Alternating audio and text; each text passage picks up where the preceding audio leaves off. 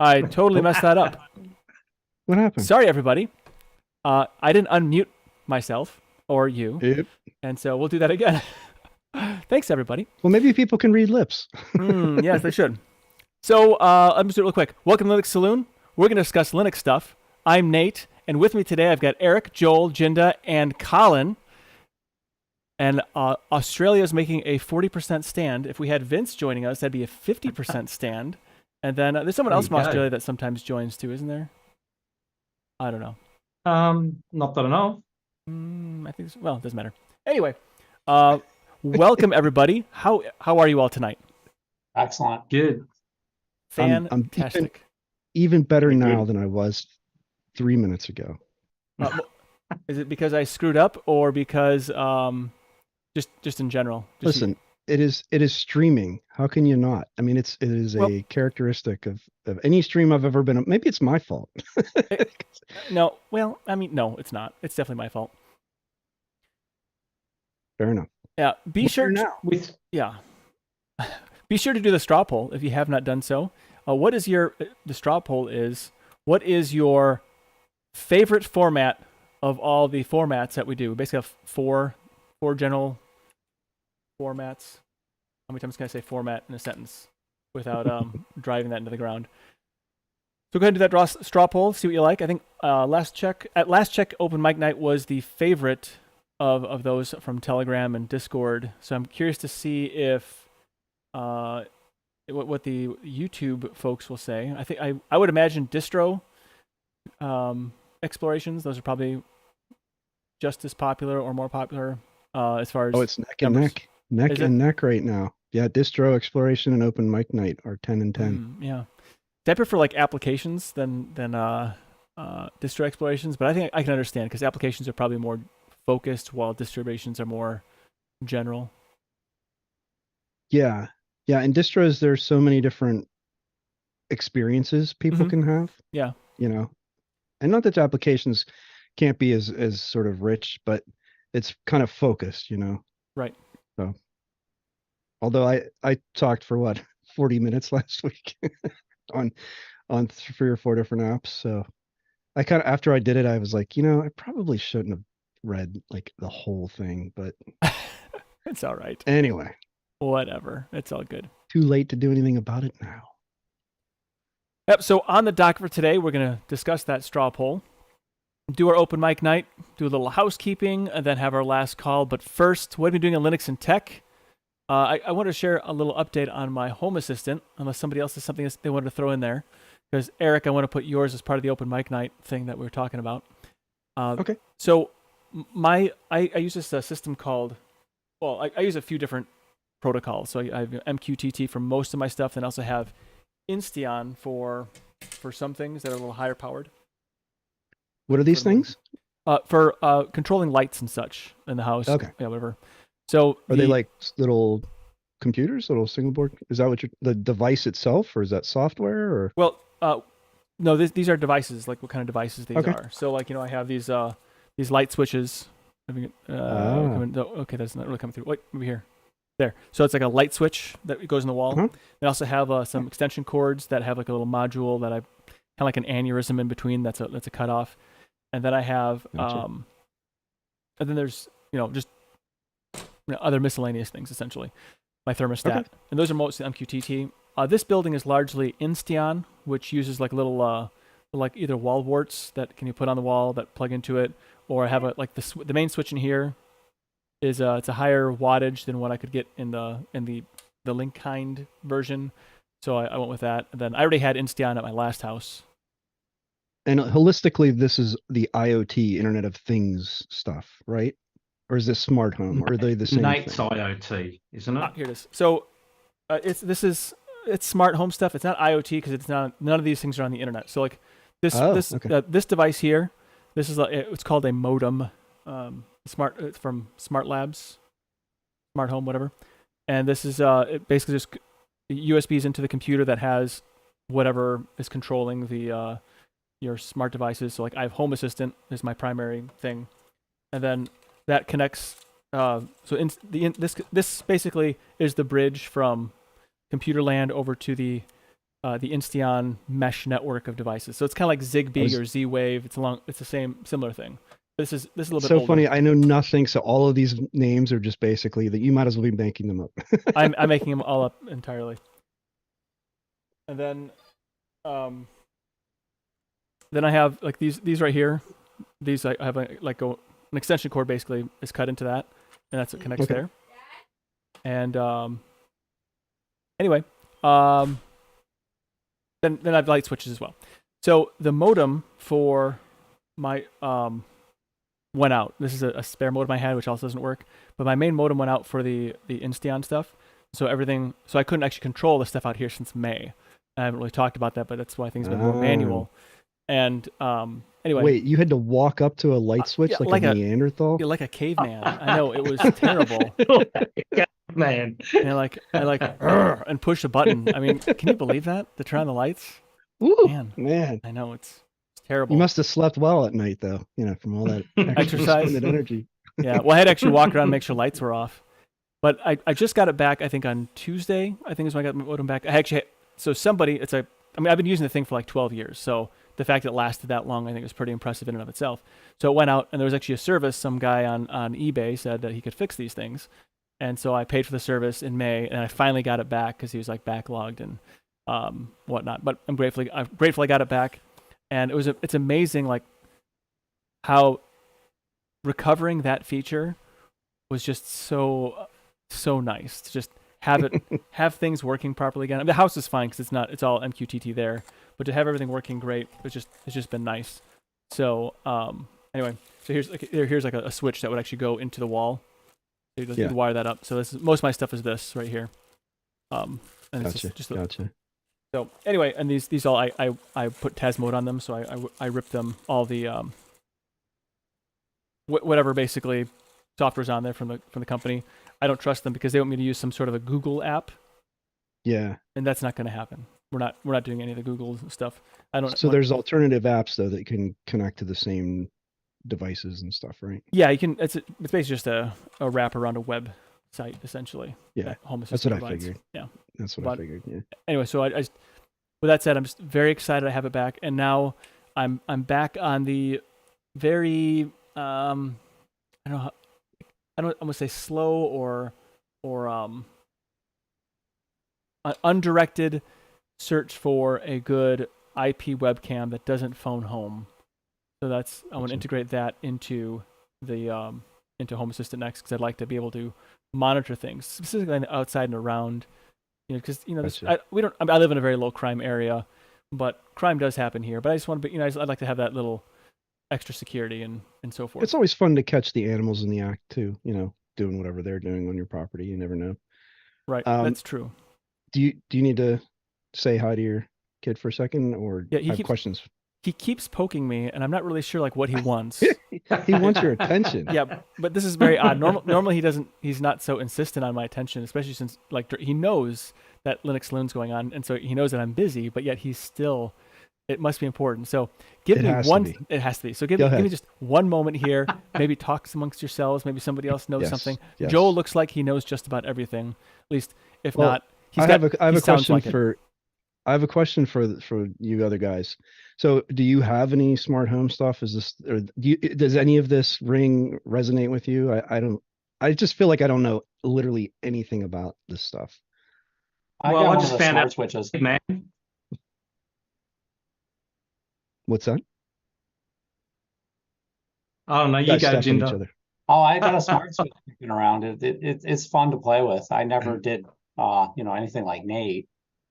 Yeah. I mean, they weren't expensive. I think they were like a whole $8 for 3 of them. Okay. Neat. Yeah, Colin, did you started to say something too? I said I just found out I'm a caveman. You are. Yeah. You and me both. Yeah. So Nate, I had a question about managing all the devices. How much effort goes into? So you've got, let's say in any given building, maybe a dozen or more switches and outlets and bulbs and like all the different possible things. Is all of that sort of like just kind of like set up for you automatically, or do you need to go in and like add things and configure everything? And like, if so, like, what, I'm curious, like how much effort goes into doing this so that you don't have to walk over and press a light switch. So for the Insteon stuff, it's actually pretty easy to do. That automatically will, like, you basically put it in a pairing mode with the modem, and it'll automatically detect and then create bidirectional communication. And then Home Assistant will, like, here's my little dashboard panel thing here. Home Assistant will, like, here are all the switches. There we go. Holy smokes. Yeah. So anyway, Okay. So they're all wireless, is that right? They're all wireless? so I mean, yes, some degree of wireless communication, yes. Is it like a normal sort of Ethernet or IP network, or are they using some sort of special? So the MQTT devices, so most of like these link kind switches that look like this here, those just use IP. So those are on my Wi-Fi, and they don't chatter very much at all. They're actually pretty quiet. They're not like constantly just doing whatever. They do each have like a little web service on them, so you can configure them through the like a web, which is actually, when you think about it, yeah, it's actually pretty remarkable that like just a light switch has a little web server on it, and Little low power. So yeah, it's amazing, isn't it? Yeah. so they're ESP32 devices, like little microcontrollers. So anyway, the process that I did for programming them was I tore them apart, every one of those switches, and then I used little clips and I clipped onto it, and then I wiped them out and reflashed Tasmota on them.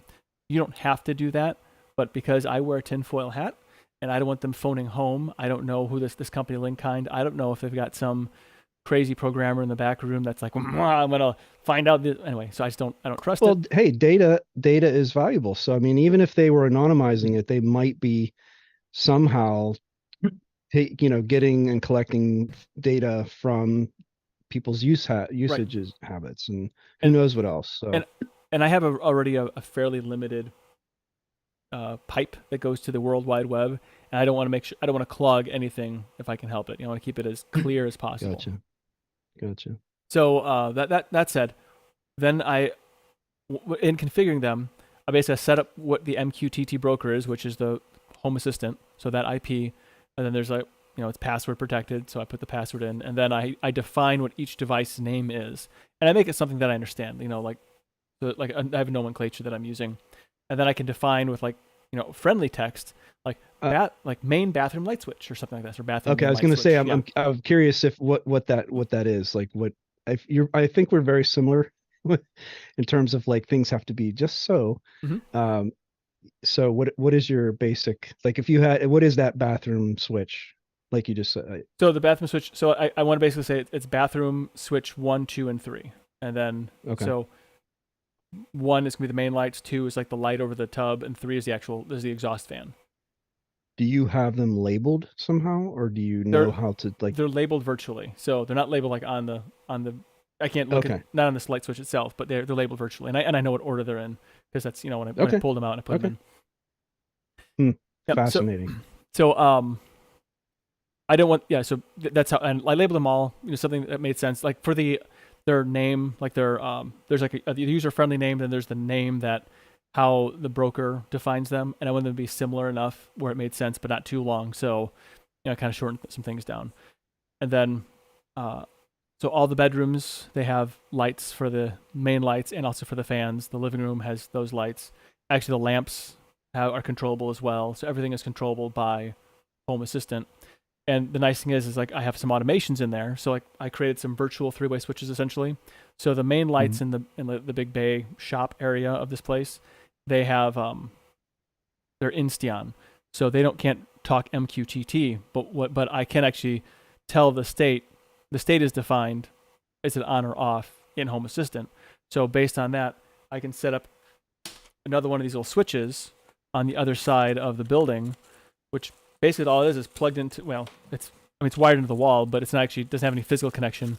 And what I've done is, when this sends a turn on command, it tells the Home Assistant, I want that light on. So Home Assistant says to the Insteon device to turn on, and then this will show the state of it being on. Now, if I turn it off from the Insteon device, it'll trigger to say, hey, just so you know, it's off now. And then the light will go from green back to red for being off. Wow. So there's some very, very basic automations. There's nothing complex about it.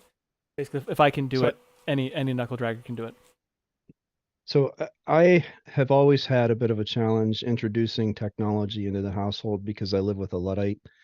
And that's not even a criticism. It's just that's just how she is. And so I could imagine, and I'm asking you this. So if I'm in the house with other people, do they have to use their phone? Like, how do they manage devices? Turn Just on the light. pushing a button. Yep. Okay. So, although it does act as each button. There's 2 buttons on here. Up and down. The way they're defined, I can push to turn it off either top or bottom. It doesn't matter. It's just a toggle. I can have it do different things if I want to. I just haven't taken it to that step yet. Got it. I have one further question, and Sure. I'll stop. Can you do this stuff remotely? So if you're on the road traveling and they say, Dad, this thing isn't working the way it needs to, are you able to then connect and take care of that? Or do you connect to like one of your machines first and then get it to it from there? Or how does that work? Hasn't been a problem. Okay. So I'll knock on some wood for you so that I don't jinx you then. if I did have a catastrophic problem, everything will just function like a caveman switch, so it doesn't matter. Okay, so there's a fallback. Okay, Yep. Cool. All right. Yeah. Yep. So even like the virtual three-way switch is not back here because it requires the intermediary, but like in the house, I have virtual three-way 1 or 2 virtual three-way switches in the house. Anyway, those will act. They can talk to each other directly. They're tied directly, so they don't actually have to go through Home Assistant to do that. Got it. So, yep. But anyway, so all that, I'm very happy that I have everything functioning once again. Despite there's one lamp that was unplugged. I got to plug that back in. Apparently, probably someone unplugged it. It's really cool that you found someone to fix it instead of it just being junk. Like someone actually is able to repair it. That's pretty cool. Yeah, it is. And it's a shame it took so long, but it is what it is, I guess. Well, I mean, yeah. There's another broken thing that I'm still waiting for repairman, but that's another topic for another time. You tease. I know, right? So Eris is not here. He's got like the Kanto region starter Pokemon as guests in his house this weekend, so he won't be able to join us. So I think he's having to make sure that Charizard doesn't flame out Venusaur or something like that, or Bulbasaur. I don't know what's going on in his world. But anyway, so straw poll. Eric, I don't know. Do you want to do the straw poll again this week? Yeah, I don't mind doing it. So the straw poll was, which Linux Saloon format is your favorite? And by format, it's show type. So do you like distro explorations, open mic night, news flight? And so lost my place, sorry. The results as of right now are 50, well, not 50-50 because there's a couple other votes, but half and half for the top spots, which is distro exploration, which is on top simply because it's alphabetically before open mic night. So those are the 2 most popular options with and someone just cast vote 11 for open mic night. So there you go. We now have a definitive winner of open mic night with 11 votes. Distro exploration. Hit refresh because it's 12. So people are. Yeah, it just refreshed. So it's probably Jinda and Colin probably did that just because that's what they would do. That's cool. And I like that the straw poll has live results, which refreshed for me. That's very nice. So yeah, now it's 12 votes for open mic night, 10 for distro exploration, 2 for other, and please provide answers, which I will get to in a second. 1 vote for news flight, 1 for Tux Penguin, and 0 for application appetizer, which is kind of a shame. I agree with you, Nate. You had mentioned earlier that you like those, and I do too, but I personally voted for distro, even though distro review can be more difficult to get through, because I feel like there's so many facets to look at. And depending on whether you do it virtually or on hardware, and I think there's a lot more involved with that potentially. But I like that when you get responses, there's a lot of different facets that people could have focused on. So I think that maybe makes it a little more in-depth and interesting than an application, but it's nice to mix things up. And so I don't think this is going to influence the overall makeup of the show potential, but it does definitely just show you like what people find interesting. So anyway, there were 2 replies. The first one is, I chose other because I like them all. They each contain good perspectives from everyone. If I had to pick one, it would be the distro exploration. So that's kind of how I felt as well. 2, the second one was other. I like the variety and that you haven't been too worried about allowing the conversation to wander down interesting paths along the way when trying to stay on topic, which I know I've certainly appreciated that and agree that it's like there's some nights where, you're riding the horse and holding the reins, and then all of a sudden you just sort of feel them slipping out of your hands. And but the horse continues on, and and it actually takes you somewhere interesting that you haven't been before. That horse sense kind of led you down an interesting path. So for sure. Anyway, yeah, so that's kind of interesting. I'm a little surprised that Open Mic Night got so many votes, and I guess if anyone here did vote for, or whatever you want to bring up on this, but I'm curious what specifically Open Mic Night the appeal is. So if anyone here voted for that, or anything else you want to bring up. So I will say I like Open Mic Night because it's just whatever I've been thinking about that week, what I've been working on in tech. It's not really it's just an organic thing. I didn't have to go out of my way to work extra hard to come up with an Open Mic Night topic, because there's already something I want to talk about every week anyway. That's it. That's why I like it. I was a bit torn between Open Mic and distro challenge, but I agree. I selected Open Mic Night because there's a lot more topic, and you don't have to worry too much about checking out distros if you don't have the time. So at least any topic we talk about on Open Mic Night may just be something you're interested in, and you can bring up some sort of knowledge on the conversation. So they're all pretty random conversations at times. So I think I like the Open Mic Night better, but I do like trying out distros from time to time. But I think that gets a bit stale after a while, don't you think? Just trying distros. Yeah, I like trying something new, and I like that distro explorations kind of force me to look at something that's not OpenSUSE or Debian or Ubuntu. Just basically those are the ones I see all the time. And I know Don Lecton says Debian forever, and I appreciate that. And it's fine, it's great.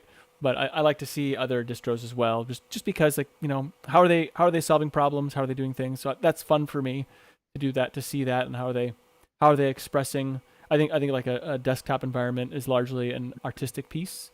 There's some utility to it, but there's also a little bit of art, that makes it, how it all kind of comes together, the art and the science, the way it all just kind of meshes together. To me, that's very important to see. And I like the different expressions of that art. So that's something I think is neat to see. I mean, a terminal is basically artless computer interaction, which is fine too. But there's no art to that necessarily. Well, maybe there is. I guess there's some argument on. I guess you can make on that. What about NeoFetch? That's a bit of art. You're right. So I stand corrected, and I am standing. Yeah, I think this, to do a distro challenge, I think there needs to be something that's sort of a little bit new rather than just the same old release. I think it's got to be something that's new and interesting. I think is a bit more of a challenge than something that's just a standard release of some sort of distro that's interim distro release like Ubuntu or Linux Mint, because it gets the same old after a while. I don't know how you guys feel, but I think it gets to that point. That's probably why I've stopped doing distro look arounds and stuff on YouTube as well, which I haven't uploaded a video for a while now through personal reasons and lack of motivation. But I mean, it just gets stale doing that sort of thing. And I think it's become apparent on YouTube that it is becoming stale as well. It's becoming a thing of the past. You know, it's really funny that you say that. There was absolutely some sort of seismic shift right around the time of the pandemic, right when you'd expect there to be a greater sort of attraction towards streaming, towards connecting. Like it's almost like all of the, at least the people in this circle of Linux enthusiasts and sort of tech people. I mean, I kept in touch with people through Telegram and different things, but yeah, streaming in general. And I mean, I did the same thing. I just basically stopped making content, and I can't even tell you why. But there really was that sort of like period where I I can't even explain it. I don't know that anyone could.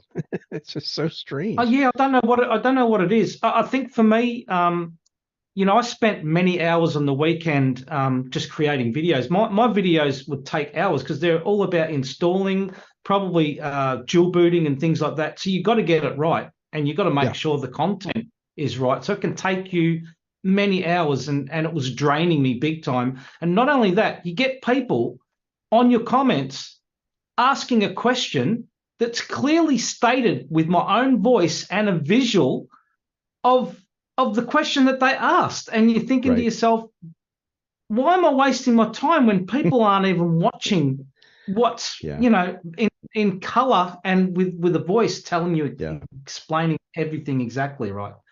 And I think people are time poor. They're just not watching the whole video. I think shorts and TikTok and it just the larger populace, and maybe not so much for older people, and I put myself in that category. I don't have a TikTok account. I tried it and was just like, okay, not for me. But YouTube is really pushing shorts, and I can't quite figure out what's happening right now.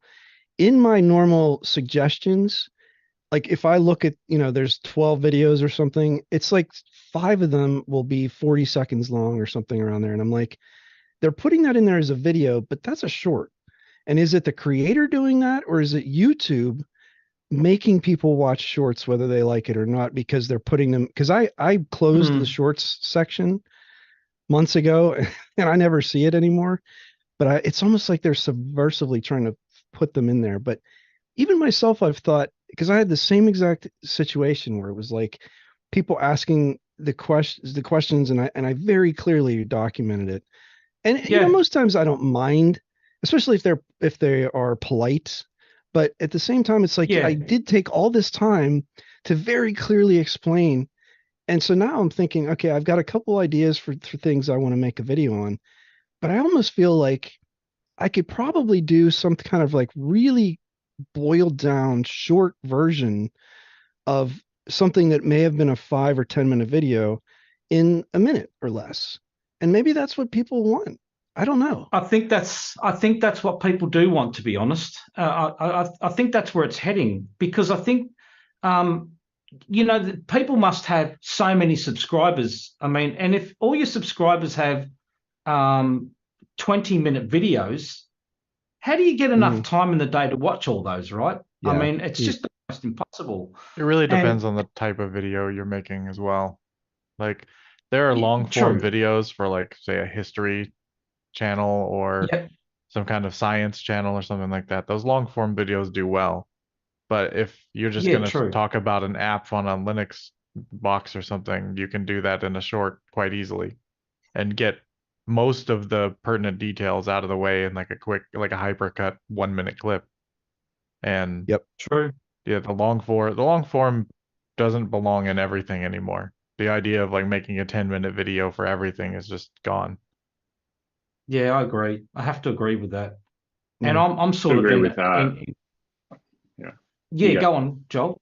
No, you I was go. going to You say go, Mark. I agree with Eric in the sense that I try and avoid any kind of shorts or reels or anything like that. But I have the YouTube app just on my Samsung TV. But every time it seems to roll over, you see a short and it's only using a certain percentage of the screen. It's just like I've spent however much money on this 4K TV for YouTube just to only want to show me 20% of my to give you phone size videos. Yeah. exactly. And Exactly. I was just like, Yeah. this is not for me. Yeah. And I think the whole thing's very addictive. So, as I said, I try and use, front ends that don't, include that kind of thing where you launch into the app and go straight into that short form stuff. I think has it's its a matter place. of it's a matter of a mix of them, in my opinion. Like it's certain things. Like if I want to watch like a little short funny clip from a show or something like that, a short makes way more sense than loading up like a 2 minute video of like a compilation of things when only like one or two are actually funny. Like having a short little clip of that. Or some people do like very short comedy skits that make way more sense. Used to be, like a Vine thing or something like that, but now is, makes more sense in a short. But if I want to watch a video about, I don't know, the US states and why they're named what they are, that's going to be a longer form video. And that's something that I'll definitely tune into for 20, 30 minutes, or some geopolitical thing or whatever it might be that's better fit for a long form. But I think it's nice to have that diversity of content. I think shorts kind of fill that gap because not everyone wants to watch 10, 20, 30 minute videos on anything, because the only is it's a very rare skill to be able to cram actual information into the entire 30 minutes without repeating yourself or waffling on or excessive pauses or cuts or whatever it might be. Like, and the short can generally be a format that people can jump into and get really really short form content. But And a lot of bigger channels are also doing clip channels, so they'll have a Yeah. separate, like especially with those who do podcasts and like longer form stuff, they'll have their long form on one channel, but then they'll have a separate clips channel that will be maybe just the short discussion on one topic or the short discussion of a certain thing, and that's a separate clip because they might watch I have a 2 hour show and like only 5 minutes actually like pertains to somebody. So they're like, just give me that 5 minutes. And I think it's kind of nice. It's almost like a nice indexing of content rather than me having to fast forward through a VHS to find the part I like. So it's kind of like that to me. I think, and I don't disagree with almost everything you said, except for long form videos. And it depends a lot on the creator, and also whether I have the time to sit there. I have a whole category of things I want to watch at some point. My watch later is full of that kind of stuff, and it's fun to actually get to a point in a day or a week or whenever where I actually can sit and enjoy that. And I like when things have room to breathe, a little bit of time, slow the narration down just a tiny bit, let my brain take it in and actually digest a little bit of it and kind of understand it and think about it before you just keep slamming more stuff in, which is what I kind of feel like short form content can be. It's like it just immediately flips to the next thing, and I don't even have any time to like stop and reflect on anything. It's just take more, and I think Right. maybe that's just my age, I can't keep up. It's not an age thing. It really is like just a matter of the quality of content. So if you have, Yeah. I mean, you can go back to even like broadcast television and like network television, and that was a big thing then, where you could literally go from like the most serious news story about like a horrific natural disaster or something, and then it just cuts to, hey, today at Target, find this sale or whatever. And it's like you didn't have a Right. chance to really reflect on like the realities of what you just saw, because immediately you're switching over to like a mattress sale or something, right? It's a And fair like, point. Yeah. so that's not really a new thing. And like you were young back then, I'm sure. So like, Yeah. that's Yeah. and it's just kind of an evolution of that. And that's where I think the certain long form content does make more sense as long form content, because it Right. allows for that reflection.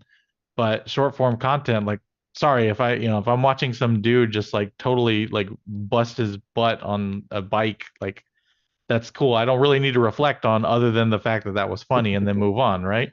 Right. slapstick. Yeah. Right, yeah, or little things like if somebody makes like a quick little joke, like skit or whatever, what's there to reflect on? It's just a silly skit, and that makes total sense in like the quick form stuff.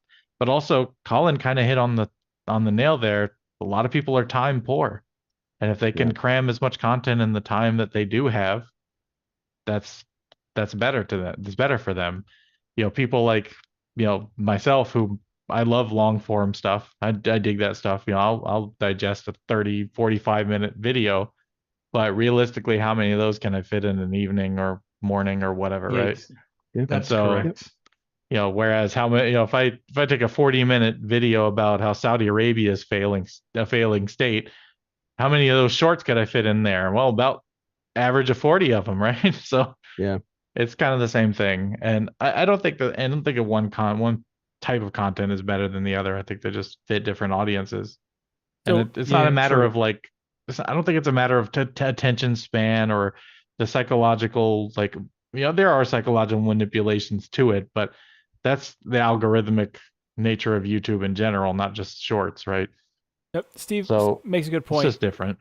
Steve's very own from Chicago makes good points. Says Eric Adams, shorts are perfect for lunchtime break. So if you are on a little break, or even like because probably Steve probably does smoke breaks still. I'm sure he goes out back and behind the dumpster. He's probably that age, right? He still does that. Anyway, so it's probably perfect for him. Can watch a short while he's chiefing down a cigarette and goes on back to yelling at kids for not stocking the shelves properly or something like that. I don't know. I only wear shorts because they make me. So I think I feel like shorts are kind of like commercials for the channels. Like a quick little, I remember like watching broadcast TV. You'd have like a teaser for the next episode of Star Trek: The Next Generation. Right, a little bumper, like trailer kind of thing. Yeah. Yeah. Right. And so that's kind of how I view shorts. Well, and that can be very useful in that way. Yeah. Like you can find some like short clip from a channel, and you're like, oh, I want more of that, right? Because like that's definitely a thing. Go ahead, Eric. No, it's okay. So here's let me put this out. So I could release a 5-minute video on this topic or a short. So I never realized, and this annoyed me for literally years. Whenever you click into, let's say, the YouTube chat box here, if I click in there so that my cursor's there, now my mouse cursor is in front of the box, right? And if I start typing, the cursor's in my way, and inevitably it's always where I don't need it to be. So then I have to reach over and move the mouse, and it just drove me nuts. And I'm like, there's got to be a way. Finally, after years of it driving me crazy, I'm like, there's got to be a way. And there is. It's a little utility called Xbanish. And all it does is wherever your cursor is and you start typing, it just makes the cursor disappear. And then as soon as you move it, it comes back. And I'm like, genius. So I thought, well, I'll just make like a 5-minute video, because usually what I want to do is not just show you that it can do the thing. I like to show you like how to install it, how to make it run, and that kind of thing. And that takes a little bit of time, a little more time than a minute, that I can boil it down. So I'm kind of torn between, do I want to try this as a short and just sort of introduce the concept and link it and let someone else and let them figure it out? Or do I actually want to take the time to explain it and then help someone, be able to just actually do the thing instead of needing to figure it out themselves? I don't know. I'm not sure what the best option would be. So Peter says, I just moved the mouse pointer out of the way. I agree, but it's annoying because I have to move my hand off the keyboard. So that's what.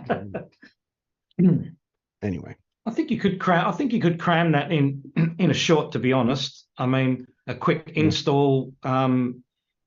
You could just say this is how you install it. Just show people on a terminal how to install it, and then go up to where just the like mouse pointer cuts. is. Yeah, pretty much. I think that's what it's getting to these. I think people just want to know how to do things. Like, I mean, I'm guilty of probably waffling on in my videos too. I mean, And people are probably thinking, I just want to get to the point what you want to show me, right? Oh, I get that all the time. Yeah, and I sort of conned onto that, and I tried to, even though my videos went longer, I just cut to the chase on most of the transitions just to get through it, and sort of have that that fast pace, but still a little bit of time to breathe. It's actually hard to it's a bit of a skill to get to that, and that's what I started doing. But yeah, that I think even now, I think that those videos would still go 15, 20 minutes. So you still got to sort of cut them down even more. So Yeah. I don't know what the answer is there. We've been doing this for forever, right? Cliff notes instead of reading the book. Hello? Like, that whole thing, right? Just get a synopsis. Just get like little points of the book instead of reading the whole thing. If you want to read the book, cool. Enjoy yourself. But for those people who don't like reading, aren't good at reading, don't feel like reading, don't have time, just grab the little Cliff notes, run through it. You're good. Yeah. Good point. It is a good point you make. So the main thing I want to point out is it's not just young people doing this. Like it's not because you're old. It's fine. Okay. I appreciate that vote of confidence. It definitely makes me feel old sometimes. So anyway. Got to adapt, change, overcome. Yeah. I go through moods myself. Sometimes like I want to just watch shorts, and sometimes like I'm annoyed by shorts because I just want to hear like, just tell me a story. Like I want this. I like the storytelling element. So a couple of YouTubers that I really enjoy, I think they have great storytelling abilities. Like in my mind, like top of my mind right now, I think like LGR, Lazy Game Review, which doesn't call himself anymore, Clint, but LGR, that channel. The 8-Bit Guy did a great job of storytelling. I really enjoy it. Usually by the end of the video, I wish it could have gone longer. Like I enjoy it so much, I'm so wrapped up into it. And then there's a few others like retro recipes. I really enjoy that storytelling there too. But like if someone is a master at storytelling, I would like them to go longer. But but it's better I think to quit while you're ahead. I guess be done before leave them wanting more, not you wanting them to be done or whatever. Like, but what annoys me, like when I watch a video, like I'm gonna find out how to do something, and so the title says one thing, and then they basically bury the lead right in the video. Like you just want to know how to do this thing, and they just bury it. It's so irritating. Well, so I'm always very careful to include timestamps. I'm not trying to make this about me, but I'm just saying there are certain things that are. It's same. We're making it about you. My anyway, I'm ever so slightly uncomfortable with that. But anyway, so no, you're not. I realize that, and I that's why timestamps are so genius. Not only in YouTube videos, but podcasts. Same thing. Like I love when the chapter things. Yeah, exactly. Yeah. Where it's podcasts are even worse because you can't see visually. Like at least a video you can kind of scrub and see where you are. But anyway, so any sort of content that's longer than a few minutes should have some sort of chapters or indexing and with very clear sort of titles. Don't try to hide, the content and stuff like that. Anyway, I feel like I do a pretty good job of that, but I still get accused of being long-winded and, but I try to make the stuff that I personally like. I like to hear a little bit of the backstory of why was this important? Why did you even care about it in the first place? Why was this a problem you wanted to solve? Or anyways, I like a little bit of something around some context to make it meaningful versus just throwing information at someone in 10 seconds. And I just, for people that leave comments like that, I just say, I'm sorry if this isn't something that appeals to you or you found it to be a waste of your time or whatever, but this is just how I do this, and if you don't like it, you don't like it. Like, yeah.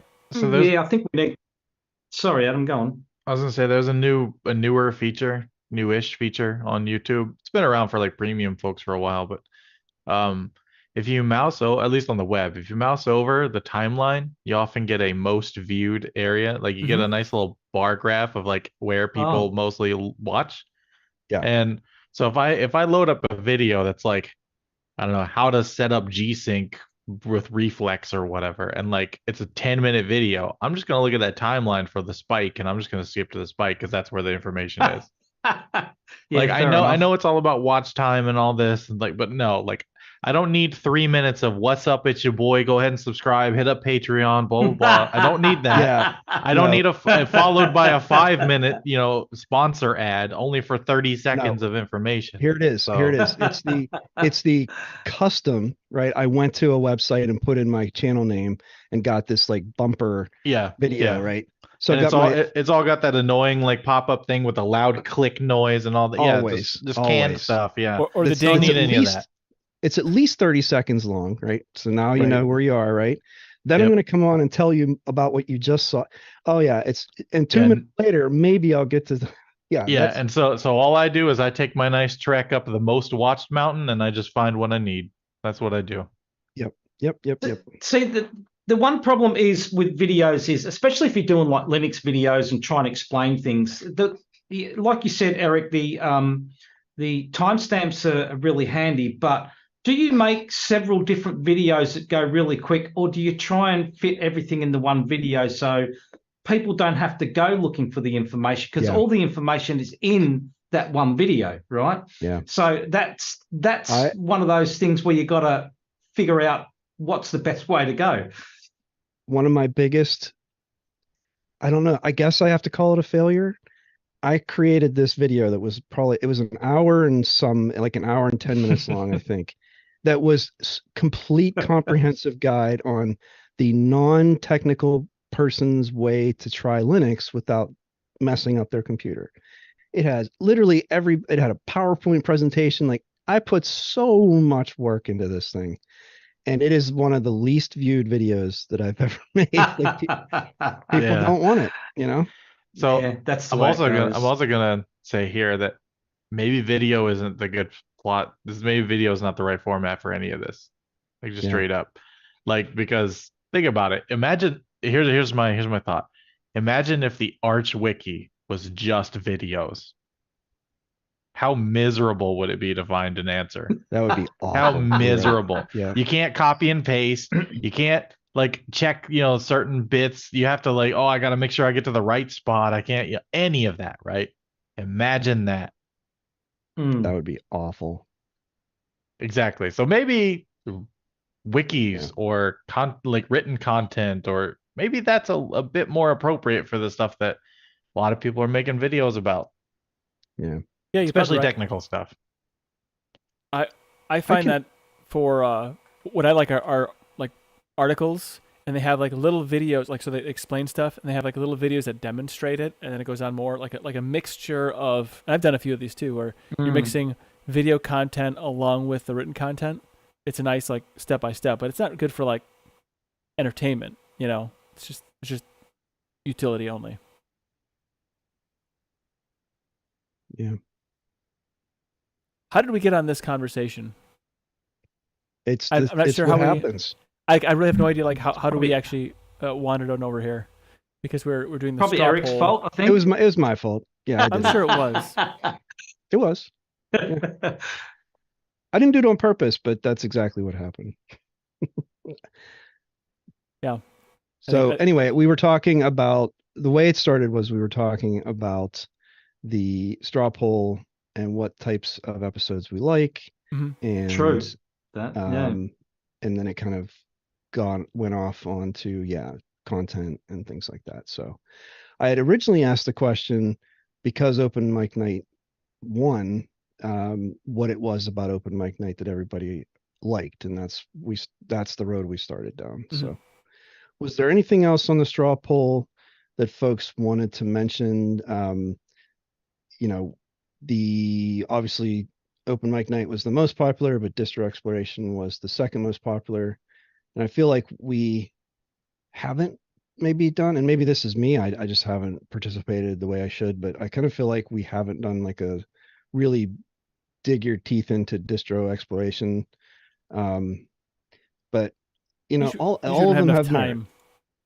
Yeah, really, I know. Yeah, it's you know what happens every single week? It's Thursday or Friday, and I'm like, I didn't do the thing, Yeah. Last week I didn't do it, and it was literally Friday night, and I was sitting here because I had nothing else to do. And that's not meant to be like sad or anything, but it was just like I figured, well, okay, I have the time, and I went through and did the review of all of those different uh, chat aggregate apps or whatever, and wrote up wrote up all my notes, and so it would have been more organic and probably better if I had done it throughout the week, but I didn't. So, and I feel like that keeps happening. So this kind of like rolls into the open mic night discussion here, but I noticed that the news flight night didn't get a good. Mm-mm. It didn't do very well. I think it has one vote on there now. I just checked it.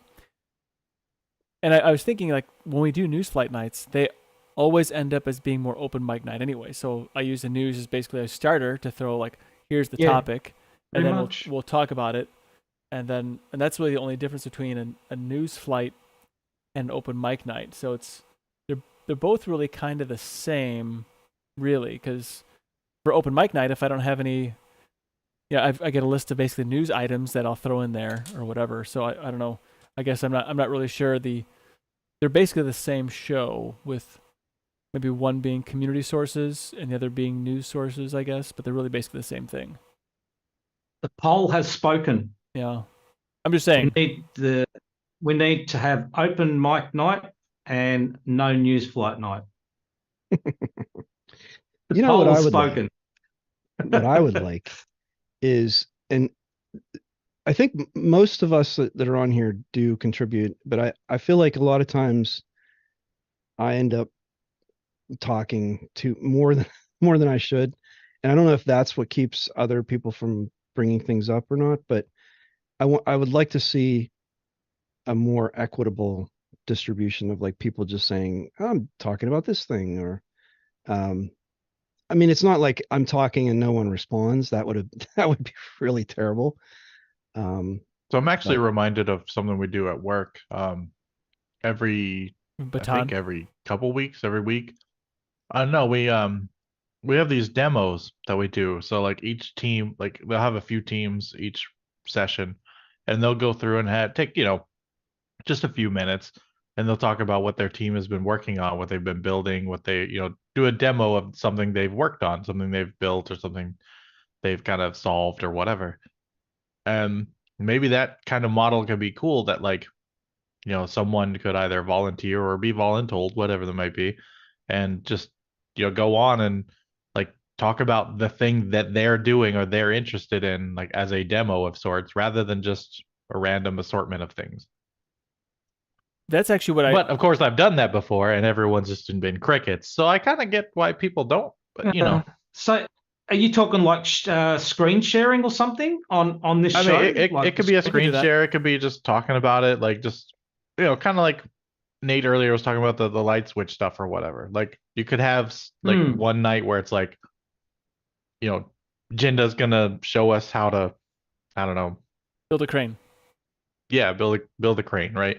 Mm-hmm. Or any number of like kind of demo thing, right? Where in the topic isn't necessarily about like some random distro or whatever. It's about what the person is interested in, and we all just kind of collectively talk about that, rather than just like collectively saying our small piece about one thing. So it's largely unused, because it's just largely unused. But I have the segment. If you look on the show notes, I have Act 7, which is Community Free Pour. So what there's, I want to basically, I would love to have people come on and talk about their projects. In fact, I would just absolutely just love to have that and be able to bring people on, just chat about something they're doing in Linux or open source or tech or whatever project that they got going on, just to come on and just share.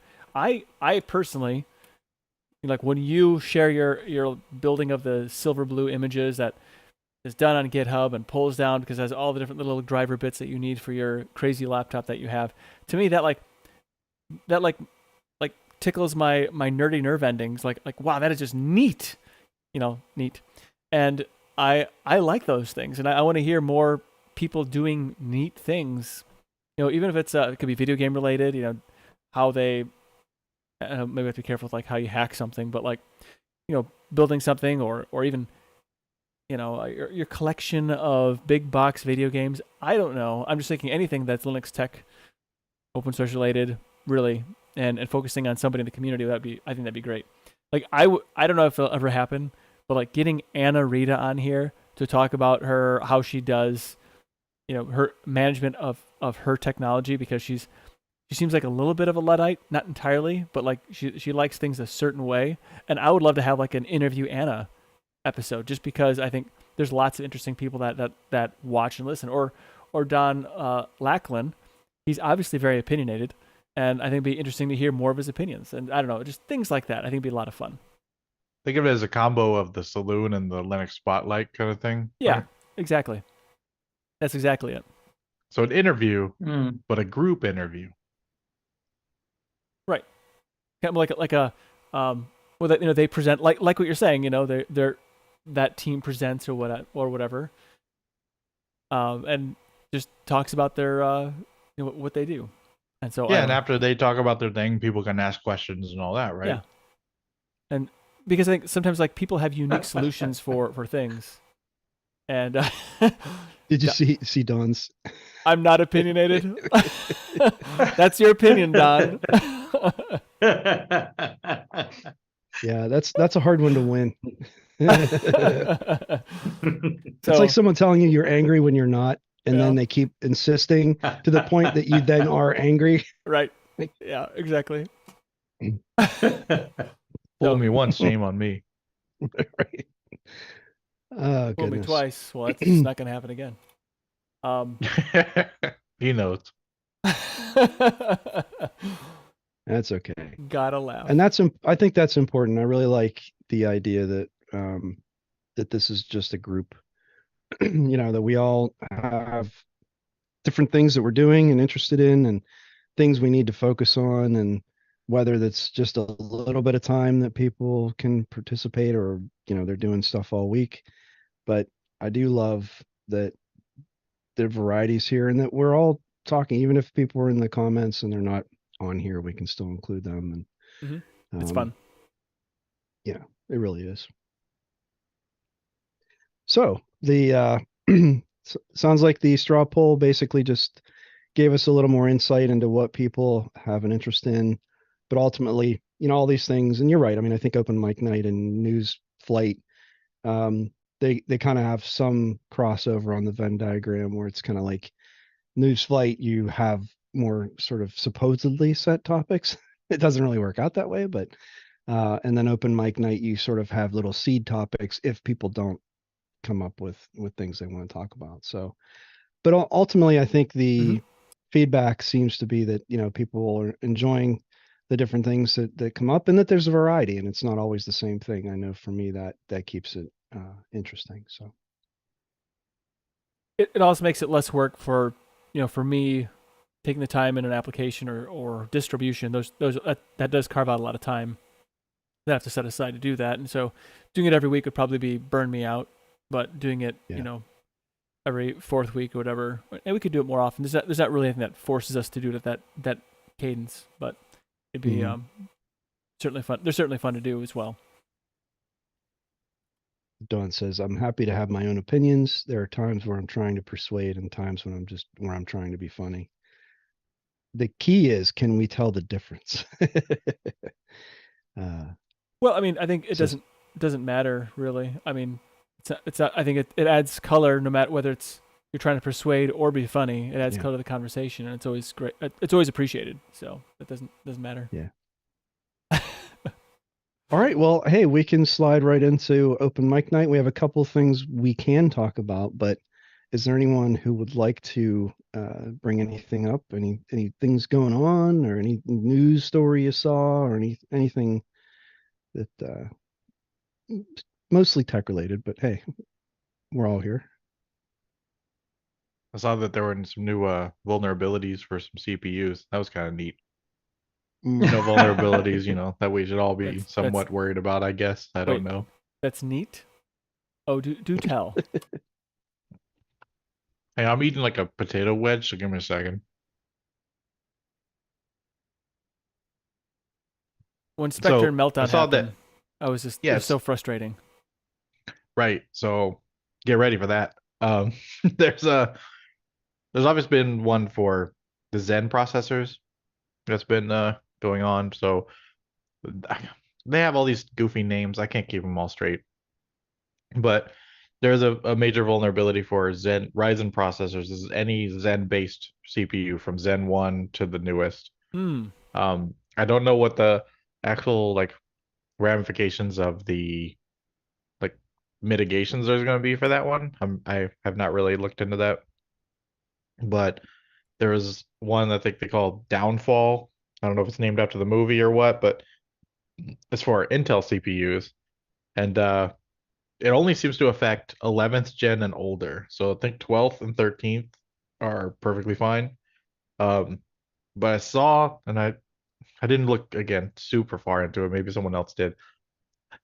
I did see some proposals that the mitigations for those might impact certain vector-based workloads by like almost 50%, between like boy. 40 and 50%. And these are like vector-based stuff, so a lot of like copy and writes and things like that kind of performance. It's not like you're not going to lose like half your CPU performance overnight, like a blanket. It's for specific workloads. It's really affected, but that's not good. And that's not just core processors. That includes Xeons and anything based on those architectures. Same with the Zen stuff. It's not just Ryzen. Like any of the Epic or Threadripper or any of those would also be affected. So if you're in a data center, hope you're ready to redo your capacity planning. Man. So I remember looking at Meltdown Inspector and stuff, and the attack vector for me personally was not something that I felt necessarily threatened by. I mean, not that it couldn't happen, but it just felt like a corner case and an edge case for the way I use, my stuff. And so Right. I think a lot of people might have felt that way. And it was just sort of the choice is, do you give up that capacity and processing power to, to counteract this potential threat, which, Right. where on this scale are we? And So I the need case, to, go ahead. sorry, go ahead. No, I was just going to say, I need to know more about that. I made that decision myself after Right. reading some of the things. So from what I understand, that both the whatever the Zen based one and the Downfall one are actually exploitable just by simple software malware. And it's a matter of like capturing like keys, any kind of encryption key you have on your machine when it's used to decrypt things or any of that. Like all of that can be grabbed by any kind of malware. So it's actually probably a lot more easy to exploit than Spectre and Meltdown and all that were, by kind of a good margin from what I gather. I don't know, just practice good hygiene. Just like, Yeah. wear a rubber when you go on the internet. Just be careful. Galoshes. Yeah. That's what it meant. Yeah, So definitely. I've been trying to read here very rapidly while also attempting to pay attention, and of course AMD's going to downplay it, but Oh yeah. they say there's no outside of security research circles, no exploits outside of that. But I can't actually see. It's a speculative side channel attack for Zen 3 and 4, which can possibly lead to privileged data leakage and unprivileged processes. Which one are you looking processes. This is an Inception. Yeah. Tom's Hardware. The one that about the general one that was the first article I read, which is on Tech Radar. That one basically told me jack squat. Yeah. But you saw the ad, so you're getting a Yep. I did see the ad, so they got Yep. me, or They whatever. gotcha. Yeah. And like, I don't know. I know the exploit for the Intel one has actually been like seen. So I know that. And that's a lot of CPUs affected by that one. Right, and the thing is, though, it's like And it's affected by malware. So I mean, I guess security and layers on this one. I mean, yeah, I mean there's no magic bullet. Like there's nothing that you can like magically do to prevent it from ever happening or whatever. It really is just like with any malware, ransomware, any of that stuff, just like you said, security and layers. Like yeah. just try to catch it beforehand. Mm-hmm. And there is no I mean, there's no good way of yeah, I guess that's the part that I need to understand is like, are there any ways to combat this and like how does that work? And because I mean, that microcode is in there. There's not really anything, that's going to change that. So, um, yeah. Well, I mean, your operating system can like your platform vendor or whatever can like patch the microcode that Yeah.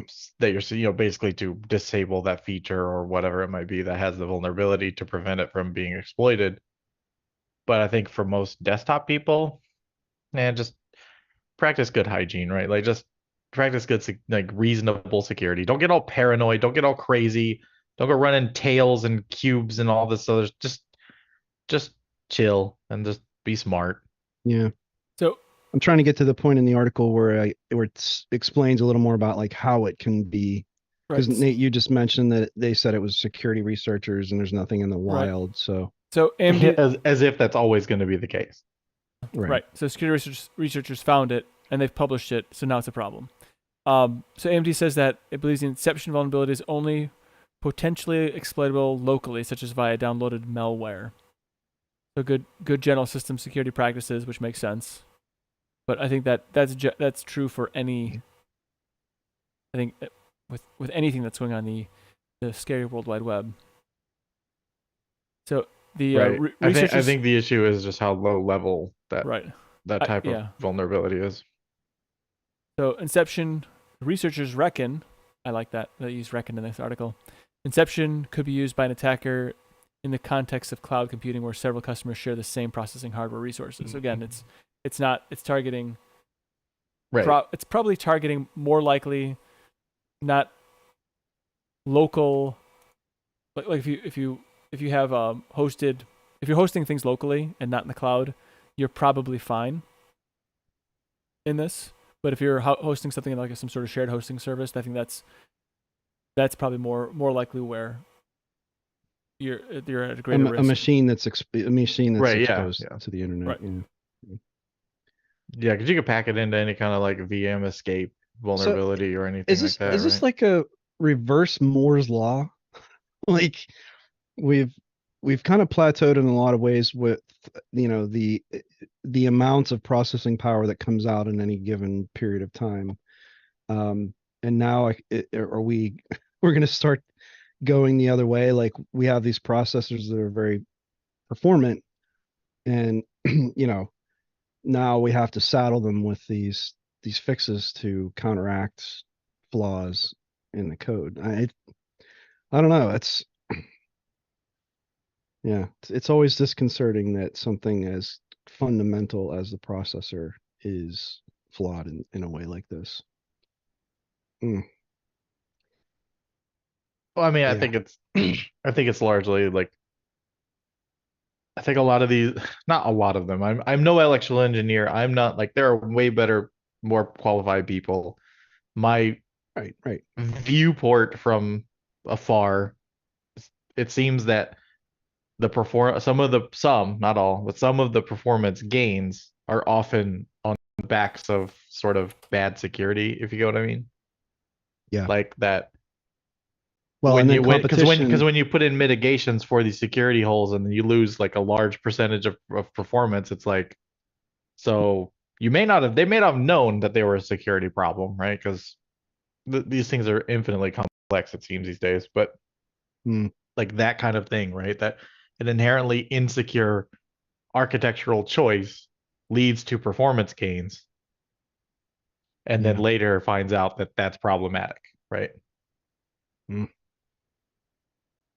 So then the question is the architecture designers of the chips, is it a lack of their due diligence, or is it just something they didn't see as they were going through this process? They're not security people. Okay.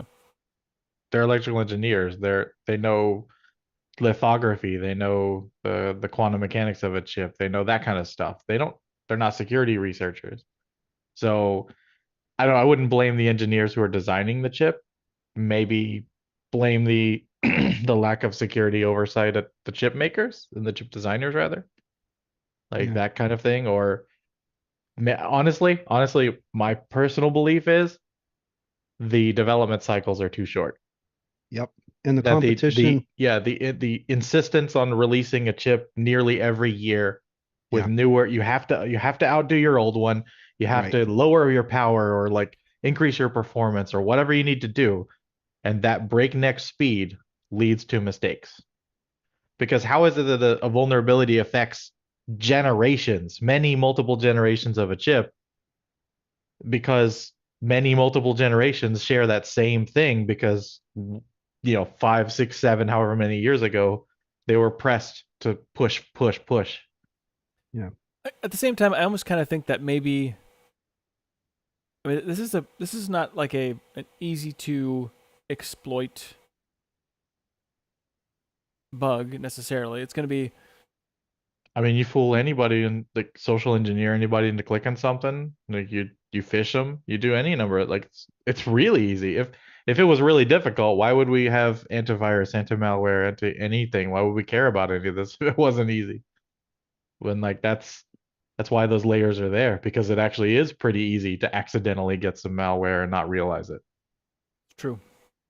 And that's why Especially the if it's like mitigations are there, is to like, well, if you do get the malware, at least the mitigation's there to prevent it from being exploited.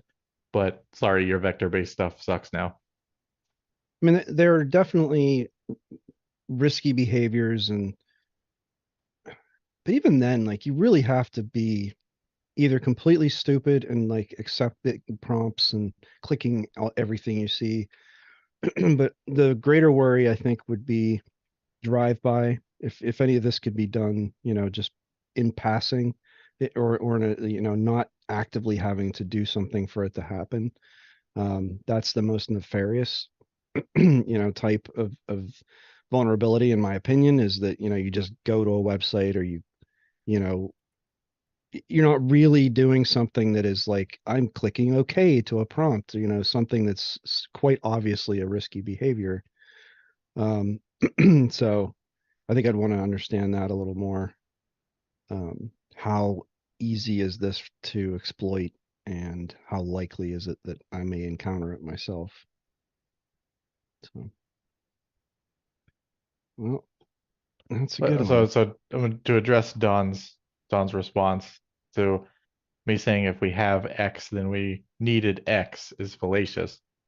Um, yeah, if that were a blanket statement, that would generally apply as fallacious. However, in this case, I feel like if the need for anti-malware is because malware exists, that's not really the same thing. Like, Maybe, I don't really understand how that was fallacious or contentious. maybe people just need to stop being rotten. Yeah. Let's fix it there. Thousands of years, we'll solve that immediately. Right.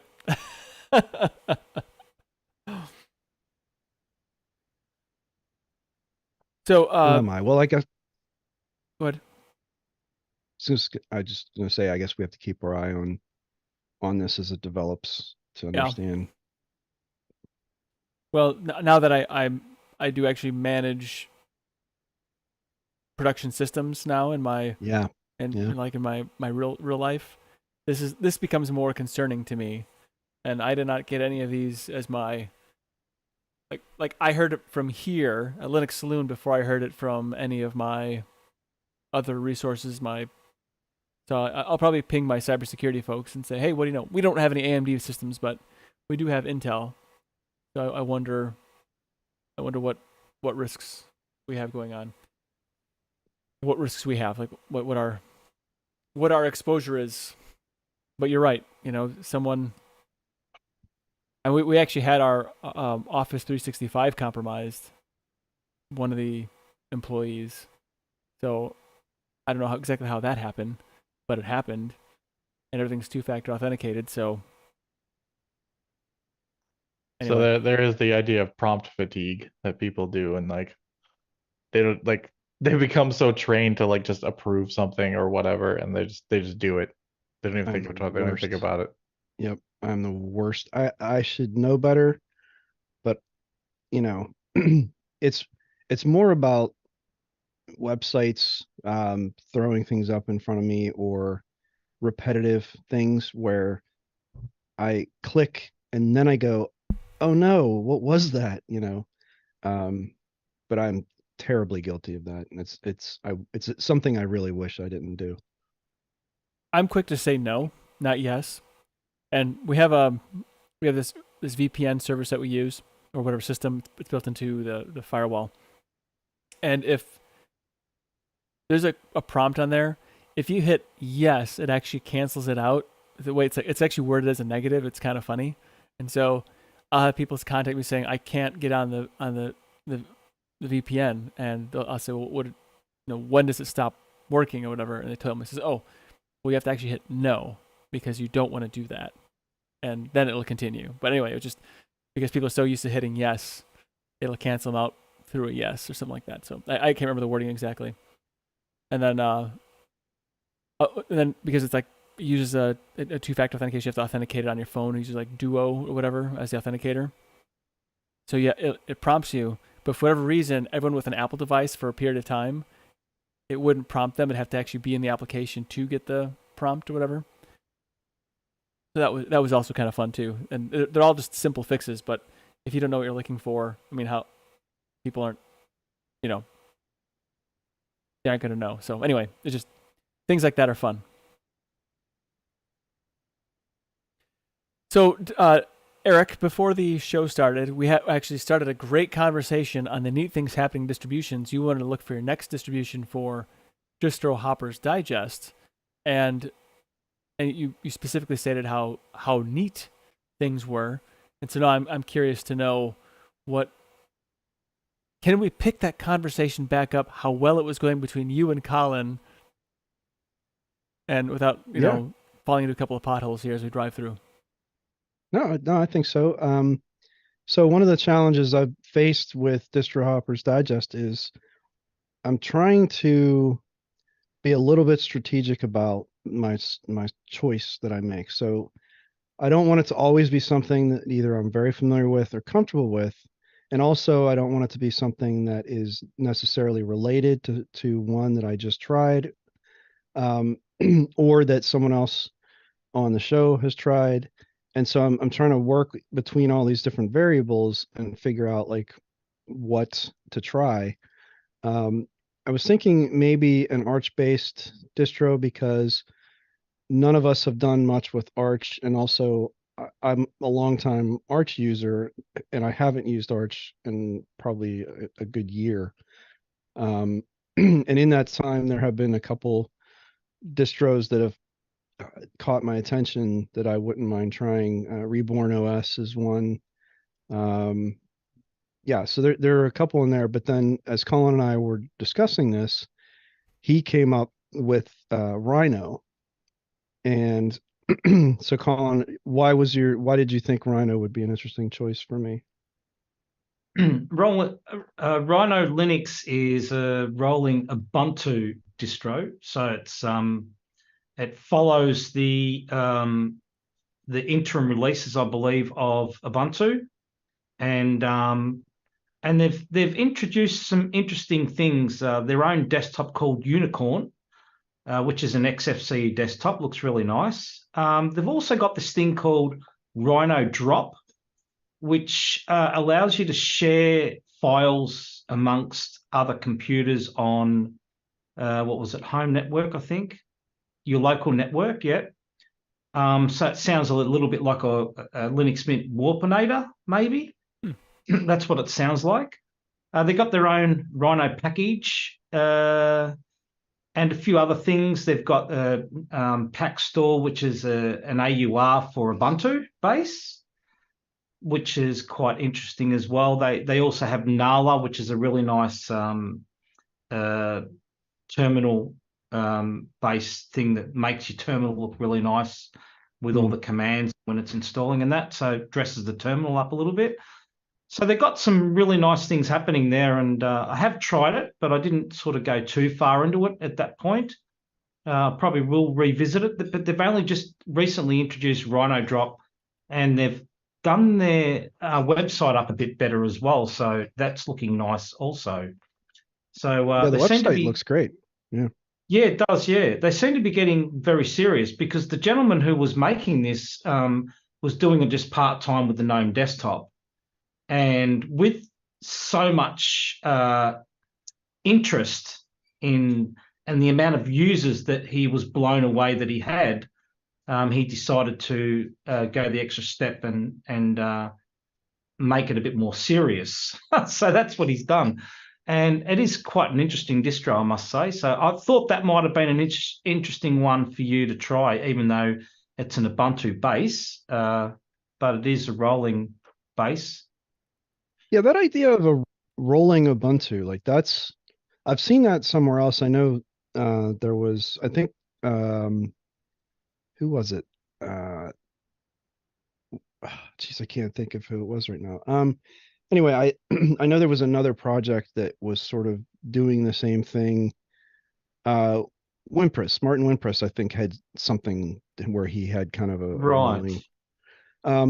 So the idea of I'm very curious to know like how that works. You know, I guess they're just taking the development channel and but geez, it feels like there'd have to be some kind of barrier between the development channel and what you'd be using in a distro, but maybe not. Maybe that's just, I mean, because I guess if you think about Arch, like that's kind of what they do, right? I mean, this stuff gets packaged and it's out there. There's some amount of QA testing, I guess, done, like probably mostly automated, but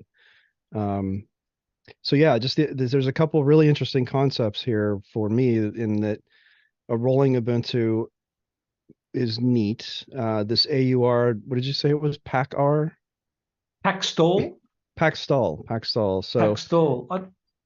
Yeah. And I guess that instead of PPAs, you would do that or something. So I'm not that's interesting. So when I was using it, they've got the Rhino, what is it? Rhino dash PKG, I think it is. And I think when I was using that, because my memory doesn't last long these days, but if you do a Rhino dash PKG install or whatever it is, it actually picks up. If you put a package name in there, it'll search the Ubuntu repos, the Packstall repos, and the Flatpak repos. So it gives you all these options of what packages are available for that. So I found that very interesting as well, and I think that's the way they're going. So that there's a few little interesting things going on, and they've got a setup wizard as well, which I think is on first boot. I think that's how that worked, and so there's quite a few neat little packages, and I can sort of vouch for the fact that this distro I was using on my Surface Go for quite a while, and it just kept updating and it just kept working. I think I traveled to Melbourne with that as well, so it was working quite well. But because he's changed it to XFCE, I took it off the tablet because the XFCE I don't think it's tablet friendly, touch friendly at the moment. So no, whereas GNOME is. So I thought I'd go for something else there. But it's an interesting thing that you might find some interest in trying. I thought I'd mention it. Well, yeah, and I mean it's just so. I think what kind of impresses me, I had gotten away from distro hopping for quite a while. Stephen James in the comments was kind of saying, he just uses Debian and that's why use anything else, and I definitely have a lot of that same perspective of like this distro or something related to that distro or built on it works really well on this particular hardware. I mean, there's lots of interesting stuff out there, but like, why go through all the hassle whenever I'm comfortable with this? I know it works, and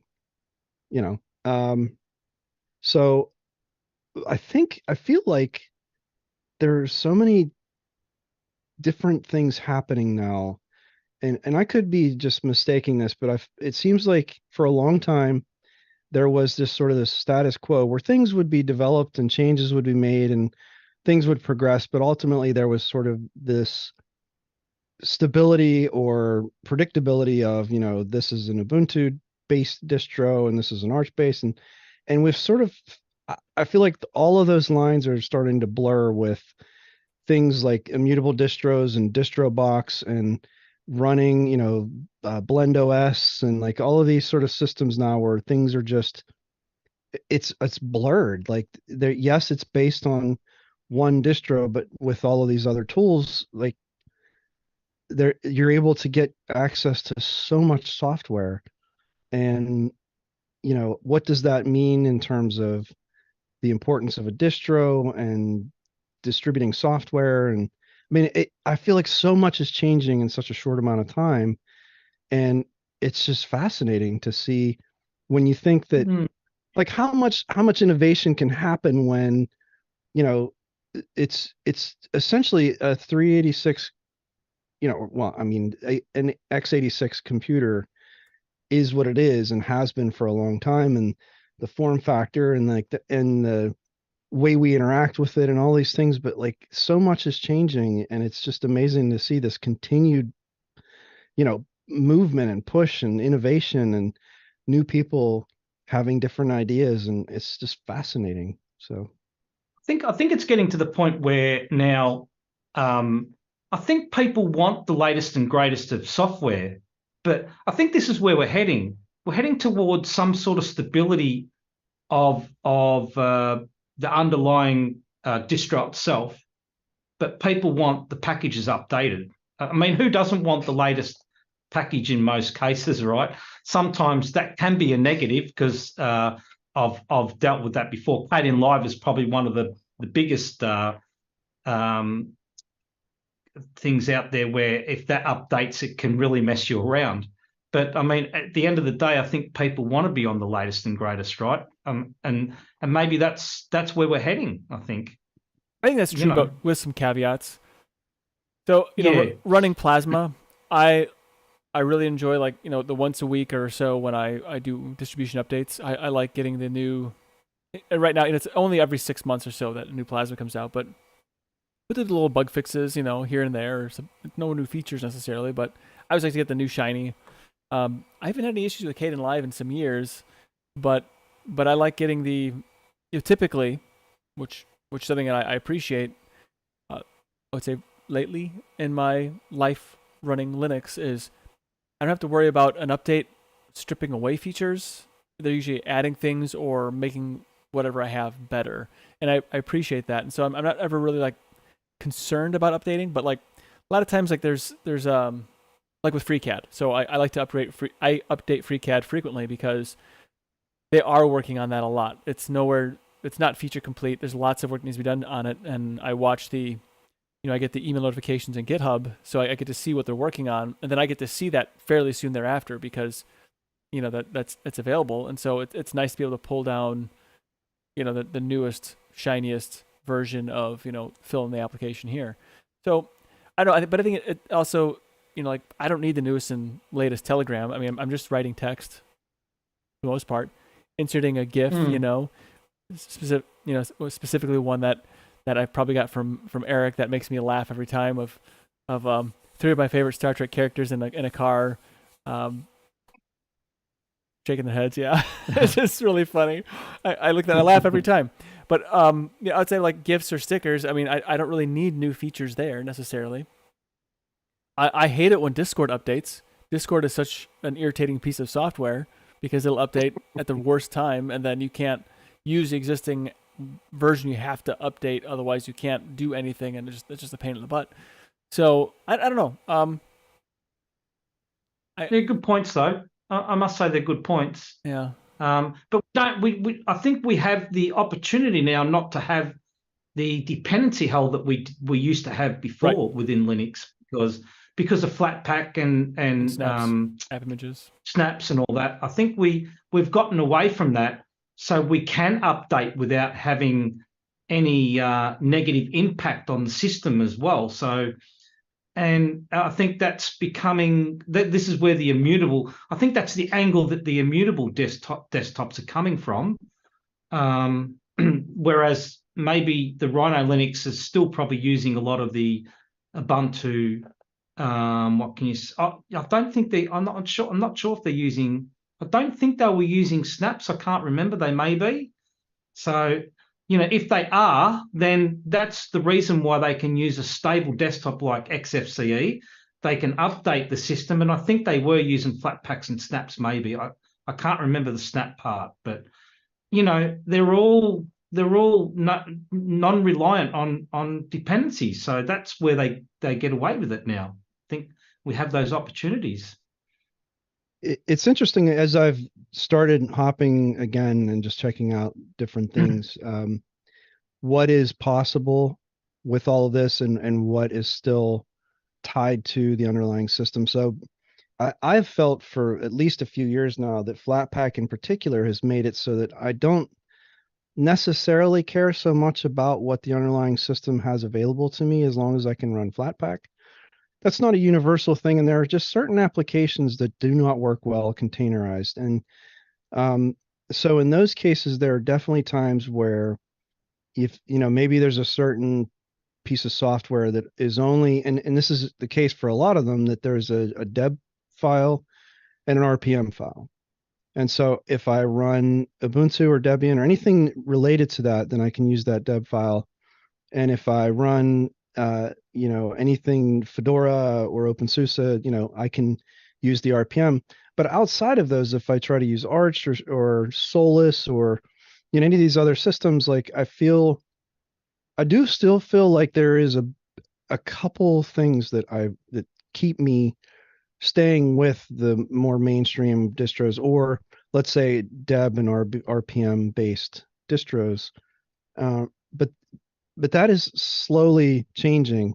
The immutable stuff in DistroBox, it doesn't completely take the place. Like DistroBox is able to do a lot of things, and I still need to spend some time with it to really understand, because I still have problems. There are things where I run it in DistroBox and it does not, that level of integration is still just removed enough that certain things don't work the way they do if they're installed as a native package on the host distro. So, and I'm not sure, again, I'm not entirely convinced that it's not just me doing something, but I've tried, I've spent a few hours really working with DistroBox, because that really seems to be the transformative technology for a lot of these distros that are, especially immutable ones, where they're saying, well, excuse me, you don't need to change the core system. You don't have to install native packages, because between Flatpaks and DistroBox, where you can literally just run a different distro in a container and then run software through that distro. The first time I tried Vanilla OS, which I'm intensely interested in, I really think Vanilla OS is a really cool project. I installed it bare metal, got through a couple hours of playing around with it, and I hit that wall where something just wasn't working in DistroBox. And so whether that's that I found a corner case, and Adam likes to say that I'm like Mr. Corner Case because I always find the weird things, or I'm just not using it properly. I really hope it's the latter, because I would love to have the freedom and flexibility to use DistroBox, whether I choose to install it or whether it's baked in to the operating system. I don't necessarily dislike the idea of an immutable system, like the idea that if something were to go wrong, but that has happened so few times. I mean, even with all the distro hopping and all the weird stuff I do to my systems, I mean, I can count, it's such a low number of times that my system was so broken that I couldn't keep using it. And there was no way for me to fix it. So the use case for immutable, like it's something that's going to somehow save me from doing something. Well, I'm already, pushing pretty hard and not breaking things. So I don't know that there's a use case for me for immutable, but anyway, that, there's, like I said, there's just so many things different and changing and in flux at the moment that it's, the idea that I would just pick something and stick with it and ignore all of that is, I don't think I could do it. So anyway, your suggestion is pretty cool, and it's definitely going to go into the running, just because it's such an interesting take, and I appreciate that. But did anyone else have another suggestion of something that they thought was interesting that maybe I would find interesting as well for a Distro Hoppers Digest episode. So I always, I'm always going to push OpenSUSE, but I'm not going to do that this time. So for me, the distros that I find interesting are those that solve like unique problems. Okay, so or like edge case problems, not like mainstream problems, because everyone's kind of got the same. If you want to just do office work, even Office 365, even run Outlook in Linux or Teams, whatever, that's all very well trodden at this point. You can just do that. And you're not going to do that on an older system or a unique system or whatever else.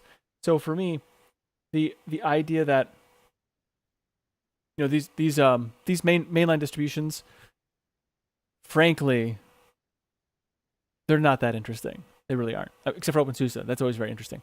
But they're workhorses. They do what they have to do. They're not. You don't have to really fiddle with them too much. That can be Ubuntu, Fedora, or OpenSUSE. You can just, to get from 0 to I can do my work is actually pretty short at this point, and they're not.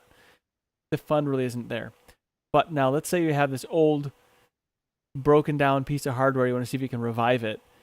There are lots of, to me, really neat distributions, because like Bunsen Labs, I think that's still a very neat distribution to try. Puppy Linux, I think, is a really neat distribution to try. And I got to say Puppy Linux, I think, 2 more times for Prophetic to show up. So, and then there's there's a few others. I think MX Linux is a very interesting distribution. I think Peppermint. I don't know. I haven't heard much from Peppermint lately, but that to me was a very interesting distribution also, because they serve a specific function or goal, or like Antix. That's an interesting distribution. Those to me, like, I just think they're exciting and interesting. And I don't know that I have even really a good reason for saying that necessarily, other than they serve a very limited focus, and I think that's fun. I think the immutables are kind of interesting, although I get frustrated even with using with a Steam Deck, because if I want to make changes to it, I can't hang on to those changes. So to me, that's where, like, I like it, but it's kind of irritating at the same time. But I like it. Yeah. So like, if I want to install like Tailscale on the Steam Deck, that's going to be a pain in the butt. It's not straightforward. So little things like that. Or distributions that focus on different methods of software distribution. So I can't remember what it is now, but there's something. I want to say I was watching this guy, like Infinite Galactic or something like that. Maybe it was Infinitely Galactic. Infinitely Galactic. I'm subscribed to him. He hasn't done anything in like 7 months or so. He's Aussie, by the way. Oh, is he? Okay, so yeah, there's too many of you. There's too many of you that I'm just kidding. There's not too many of you. But I think it was him who had a very interesting way of how he would set up and manage his systems using app images as opposed to Flatpak or native packages, because if he did everything in app image, you could have that as a shared folder between all of his computers. I think it was Infinitely Galactic. I think it was. If not, if I'm totally leading you off in the wrong direction, I apologize. But what was neat, though, is how he chose to manage his core set of applications that were very important to him to be able to use with app images, and how he shared them amongst different machines, and he could use different distributions. It was almost like distribution agnostic way of managing software. And I thought that was really interesting also, because it didn't matter if you're using Mint or Fedora or OpenSUSE, whatever, you could still manage it the same way. And things like the App Image Launcher, which you didn't talk about that, but things like the App Image Launcher makes it very easy then to integrate these things like First Class Citizen. So anyway, I just think that that's unique solutions for a problem to me. Like when somebody does something like that, that's interesting, because I like the process of going down that bunny trail. How do they come to this as a solution?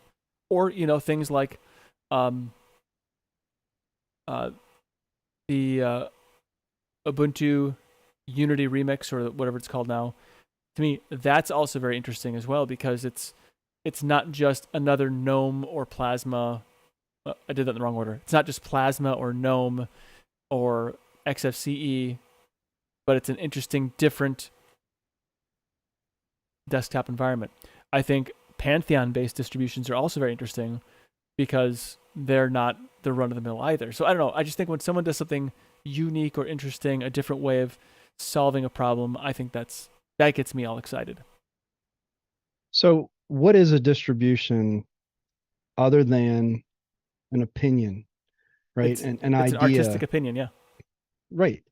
You're taking, in most cases, you're taking the majority of the stuff you're providing is either from someone else's repository. You're not necessarily recreating the majority of software packages or experience that people are going to have on the system. What you're doing is the presentation aspect of it, the packaging aspect of it, your vision of like what is a functional, complete experience, and what is the difference between what I'm doing and what is it. Maybe the motivation was I don't like how this works, or I don't like the people who do it, or I don't like whatever the case is. What is the motivation for me doing this? And in some cases it might be a very small change. There's just the desktop layout and if it's GNOME, let's say there's different extensions, or just sort of a different take on riffing more or less on the same song. Whereas someone else comes along and just composes a completely different song genre, you name it, and it's all just. And so you're right that a distro can be about solving a problem. It could be about expressing a creative idea. It can be about, but what it is ultimately is how do I put these things together in a way that expresses either, again, what I'm trying to solve, or my opinion on how things should go. And I think there's a lot of value in that, because I hear and see a lot about, well, distros don't really matter because of DistroBox, because of Flatpaks, because of all these things. Like there's really no need. I mean, the underlying distro is just a necessary evil almost, in a way where it's like I have to install something to do the low level functions of booting the computer and providing services underneath of all this other stuff that sort of support this infrastructure. So, but I really kind of push back on that a little, because I think distros are still important, and the people behind them that foster that creativity, that come up with those new ideas of different ways of doing things. I think of young people who come in and just like, there's no preconceived notion, no fear, no anything. They just say, I'm just going to make a distro because I think it's a cool thing to do. And it turns out they have some really neat ideas that other people didn't quite think of, or if they did, they didn't execute on them, or whatever the case is. And I mean, I find that fascinating. The idea that, well, there's too many distros. Why do we keep having more distros? There's so much fragmentation. And it's almost like evolution, right? I mean, there's just all these things that get tried, and let's say the majority of them don't really work or don't have longevity. They don't quite get traction, or they're interesting ideas, small ideas that get incorporated into other things. But I think that's what makes Linux and open source software so interesting, is that riffing, is that iteration. And distros, I think, are a huge part of that. Yeah, I think another distribution that does some unique things, and I haven't checked out in a while, but is Farron OS. And people haven't really been chatting about it much, but still actively being developed, by Farron OS, and it's a neat way of expressing or taking the Plasma desktop experience and making it more, tailoring it to how somebody envisions the desktop should be. And I think that's very cool, and I appreciate that kind of work being done on it as well. So it's also a unique distribution. Yeah, maybe I find the boutique distributions more interesting, maybe. It's so, but does it give you what you need to be able to use it on a day-to-day basis? I think that's probably where some of those kind of fall down, is they execute on that vision, that idea, but it can be kind of a narrow focus in some ways. And maybe that keeps it from being the best option for a general use desktop, or like what happens to me often is that I sort of run into that corner case that becomes different or difficult to keep using the thing, and then I got to switch to a different one. So, yeah. Yeah, Farron at the moment has pushed his distro back further. I think he was going to release this month or last month. I can't remember. He's pushed it back to September. He's working on a new store, so he's not releasing it till he's created that new store. So that's what he's up to at the moment. I've tried his alpha, but there's a lot of things missing in the alpha. It's still early days, so he's continues to work on it. It's always an interesting one because it has the Plasma desktop with Nemo file manager. Yeah, gotta love Nemo. Yeah, that is the ultimate expression of I can just take stuff and do whatever I want. Yeah, and make it all work together. It is different. Yeah, and make it work together. Well, Nemo's getting popular because also I noticed that I've been trying Solus Budgie desktop. They now have Nemo as default as well.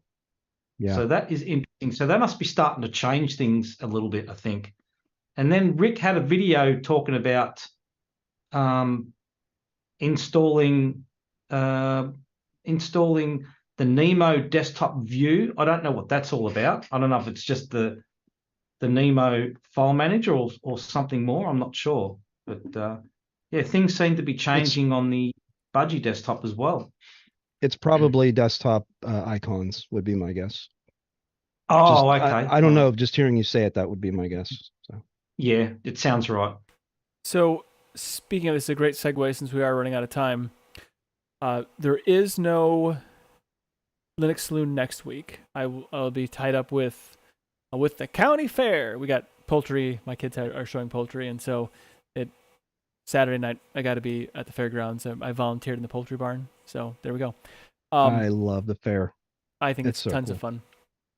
So the following week we are going to have our distro exploration, and I'm back to that question. What is it we want to explore? Which kind of dovetails very well into what does Eric want to explore here? And so there's an Arch Linux CLI, the CLI built-in installer. To me, that sounds interesting. Since I have not done, the last time I did an Arch install was when I had to cry to help from you because I couldn't get it to work. And so that might be fun to do. PC Linux OS, I know that Peter would probably love that if we did that. Another one that was in the list was Titan Linux. Looks like a Debian based with a simplified stripped down Plasma version. Matthew Moore. Yep, that's Matthew Moore. That one. And then I got another on Discord, I believe it was. I got another request for us to do Draugr OS, but I haven't seen Thomas in a while, and so I know he's got he's got a life now. He's got a girlfriend, and he's college or whatever. I don't know what's going on, but he's all. We might not see him for a few years. He was streaming some games. He was streaming some games online. Yeah, I think he was streaming live. Yeah, he was streaming live on Draugr OS. Yeah. Okay. Well, that's good. Anyway, so is there anything there that really tickles your fancy? You can jump into the immutable distribution thing again. Eric's choice, is it? Is this Eric's choice? I think this should be Eric's choice. We'll just follow. We'll just fall in line with what Eric wants. All right. Sounds good. So I keep a list. It's literally like EndeavourOS, Linux Lite, Vanilla OS, Pop OS, which I just did, Manjaro, Fedora, Silverblue.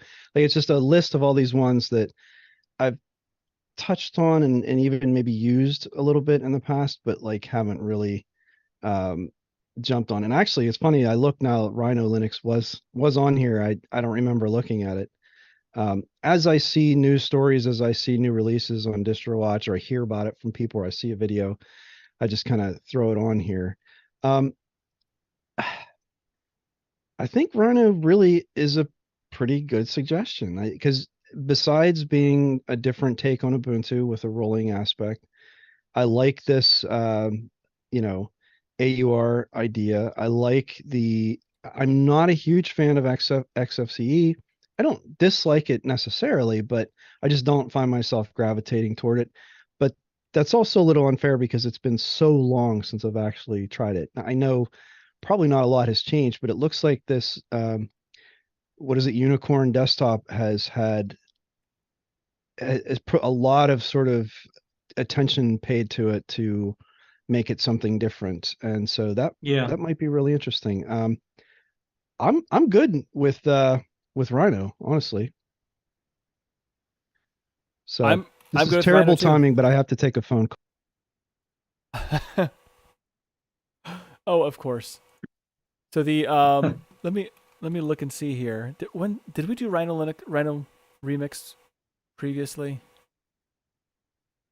Yeah, that's different because it's changed to Rhino Linux now. So it used to be Rolling Rhino Remix, I think it was called.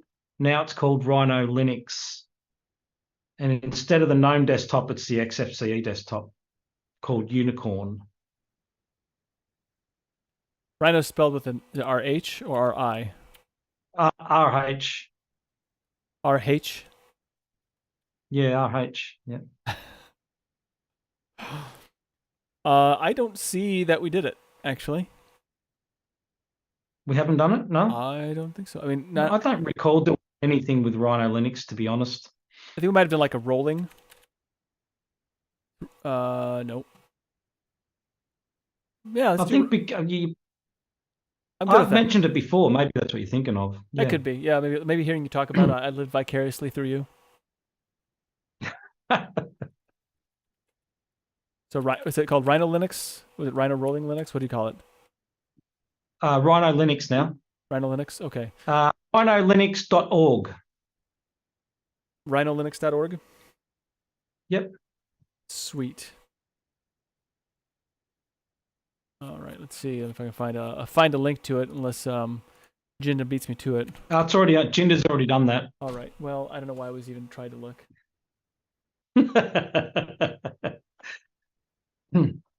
All righty. Well, let's put that. So Rhino Linux it is.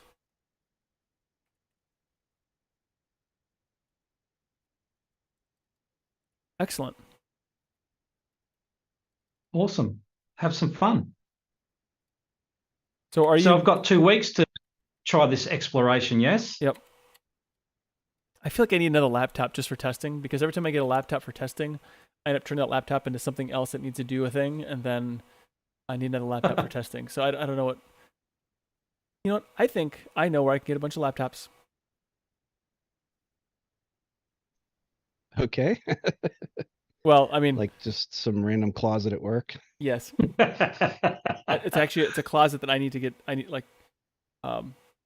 we need to clean it out. So... There you go. Anyway, well, excellent. So, of course, if you have any suggestions, feel free to send them to suggestions@linuxsaloon.com, or hit myself or Eris up on, or Eric or anybody here, on the Telegram, Discord, etc. If you have any suggestions for distributions, applications, poll ideas, and so forth. There's also a calendar at linuxsaloon.com. Actually, no, it's tplate.com/linuxsaloon. I still haven't gotten to change that over to the new site because I stink. So go ahead and you can check that out for the upcoming shows. I think News Flight Night will be next after the distro exploration. So 3 weeks from now, we'll do News Flight, which was obviously the most popular of our suggestions on the poll. They with all of 1 vote, but it's all good. So it is that time for last call. Vince, you've been very talkative, so I don't know if you had something you wanted to share on this last call that you maybe would like. Something about maybe how we had more Aussies represented here than ever before, and there's a good reason for that, some sort of a hostile takeover. That's okay if you have nothing to say. I'm just... Hello. Hello. Nice to be here. I'm glad you're here. Vince. How are you all? I'm so glad you used that drawing for your avatar. It's very nice. Makes me happy. It's my favorite. Although I don't know where the original's gone. I'm sad. I have to find it, but luckily I've got the photo. You have a digital That's all that capture of it matters. forever. Yeah. Adam, I don't know if you had anything you want to talk about. I mean, you had how's that new desktop of yours? How's that working out for you? I'm just curious. About like you'd expect. So, flipping awesome. Yeah, pretty much. Yeah. It's, what is it? It's pretty ridiculous. Is it running I Windows? actually 11? had like some wackiness with the video driver. Oh, well, it's NVIDIA, right? Like I had some, yeah, it's NVIDIA, Yeah, yeah, well, and I it's had like par for the where course. my actually it's not even NVIDIA's fault in this case, Oh, but I had where the display would only display 4K at 144, but not 120. Now that seems like silly. Why would I want less refresh? But it's a matter of color space, like compression. So I could get full 444 out of 120, but only 420 out of 144, so the colors look bad. But anyway, that and I had some issues with audio over HDMI. So like the Dolby Atmos stuff was like cutting out and all that. And I racked my brain over it a bunch. But eventually what I just did was grabbed DDU, the display driver uninstaller program, wiped everything clean, reinstalled the NVIDIA driver, and it works perfectly now. So it's really just a matter of me not doing things properly because I'm still sort of a Windows noob. And yeah, that's me. sort of a Windows noob. I thought you were like a Windows connoisseur from 95 onward. Yeah, let me tell you, I know what I'm doing. No, really, I like there's a lot of aspects of Windows that Windows is a lot more complex than people give it credit for, and there's a lot to it, and sometimes Oh, for sure. if you're not super familiar with it, you know, like if if this problem had cropped up in Linux, I probably could have solved it within a short amount of time because I'd be a little more intimately familiar with that kind of thing. But Mhm. Windows is just like, yeah, I guess this is how you do it. So I did it. Yeah. Well, that's cool. I was playing with a Surface, Microsoft Surface something. It just happened to be it's a work computer. I decided to take that instead of Lenovo.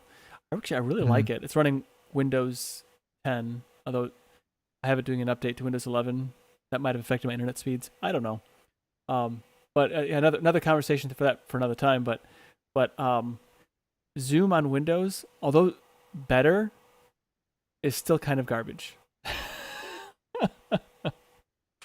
I mean, that's just Zoom like baseline, right? But yeah, the Windows client is significantly better. It is. Yeah, Zoom is Zoom. I've tried the Windows client too, and it is basically, it's not even the same thing. I mean, roughly it is. It has the same feature set, but the UI in Windows is like, why is this like 10 times nicer? Well, So, it's better, but it has like a bunch of other things that like are really distracting and irritating. Like, why is that even on there?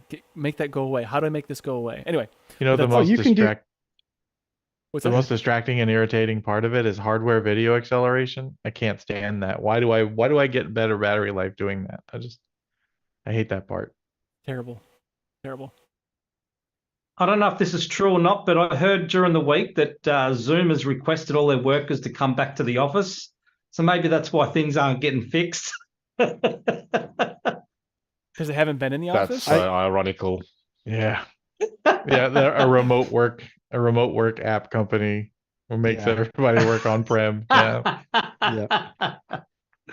No, I think the Linux client is functional, and it just doesn't need to be any better because the number of people they have paying customers on Linux is probably infinitesimal compared to Windows, and then it's much less Mac.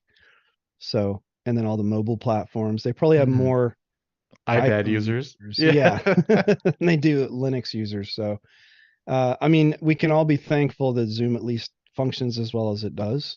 But I remember Rocco being upset because there was a limit of the number of screens you could show on the Linux client that wasn't there for Windows, and there's Yeah. definitely some functional aspects that are different enough that it could be a problem if you had the use case for it. But I think those are going to fall on deaf ears. They'll probably just be like, well, can't you use Windows? So you know the the whole Mac, the phrase for Mac stuff is it just works. I think that same phrase applies to a lot of Linux clients, but in a different way, in that it Mhm. just It works. just It doesn't works. do Right, it anything beyond just- that. It just works. Yep.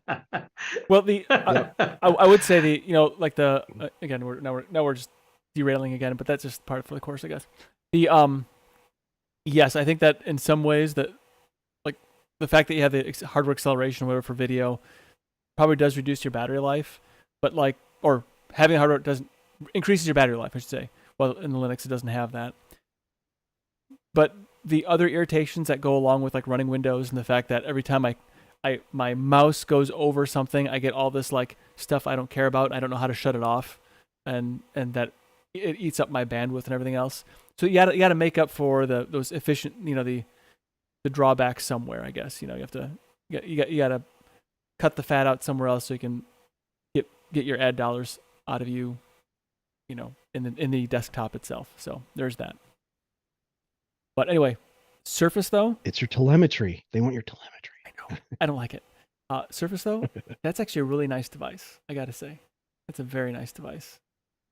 I remember when they first came out, my direct boss got one, and she would come into the meetings and had this like really svelte little, wonderful little device. And they've made some hardware decisions that are a little weird to me, like gluing that thing around the keyboard on, and I've seen where like some of the repairability is a little weird because of decisions they've made. But kind of terrible, probably. the device itself is very impressive that they've been able to put all of that together in such a small package with a great screen, and the cover has a nice touchpad. I mean, yeah. Can I sorry, go ahead and finish. I would say that the keyboard on it, even though it's like a flimsy like cover keyboard, it's actually a really decent keyboard. It's not great, but it's like it is exactly It's usable. No, but it works. It's way better than it should be. It's absolutely like phenomenal for what it looks like it should be. And I don't know how they pulled that off, but they did some sort of probably why it's so expensive. So I'm gonna give you a little bit of info before we go on the Surface thing. Like I think the recent Surface devices, like anything like Surface Pro 7 or newer, has less to do with Microsoft's engineering and everything to do with Intel and AMD's engineering. I say that because I have owned a Surface Pro 3, a Surface Pro 5, a Surface Book 2, and they have all been garbage. Absolute utter garbage. They are older, right? They are older chips. They don't benefit from the lower power consumption, better performance, better thermals that newer chips have. My Surface Pro 3 had a 4th gen Intel CPU in it. The fan would Like never 25 stop. watt. The 25 fan watt. never stopped. No, it's 15. It was a U series. 15, okay. But it never stopped spinning. Yeah. Because it's a tiny little tablet and there's no way you could cool a 4th gen properly. So then I got a Surface Pro 5 for Nessa because she was, use the pen and everything for the art, Photoshop. The Surface Pro 5, they're like, oh, we think the i5 in here is good enough to not have a fan. Yeah. So it thermal throttles the moment you open anything. And so it becomes basically unusable. We ended up selling that on eBay and buying her an iPad Pro because it was an actual useful device. I had a Surface Book 2 that I ended up returning because consistently, if you close that lid, you have no battery when you open it back up. Every single time. There's nothing you could do about it. You had to plug it in overnight or what, like if you had it in your bag, just hope you got a charger where you're going because you're gonna need it. And it would not do that. You disconnect the little tablet thing from the keyboard.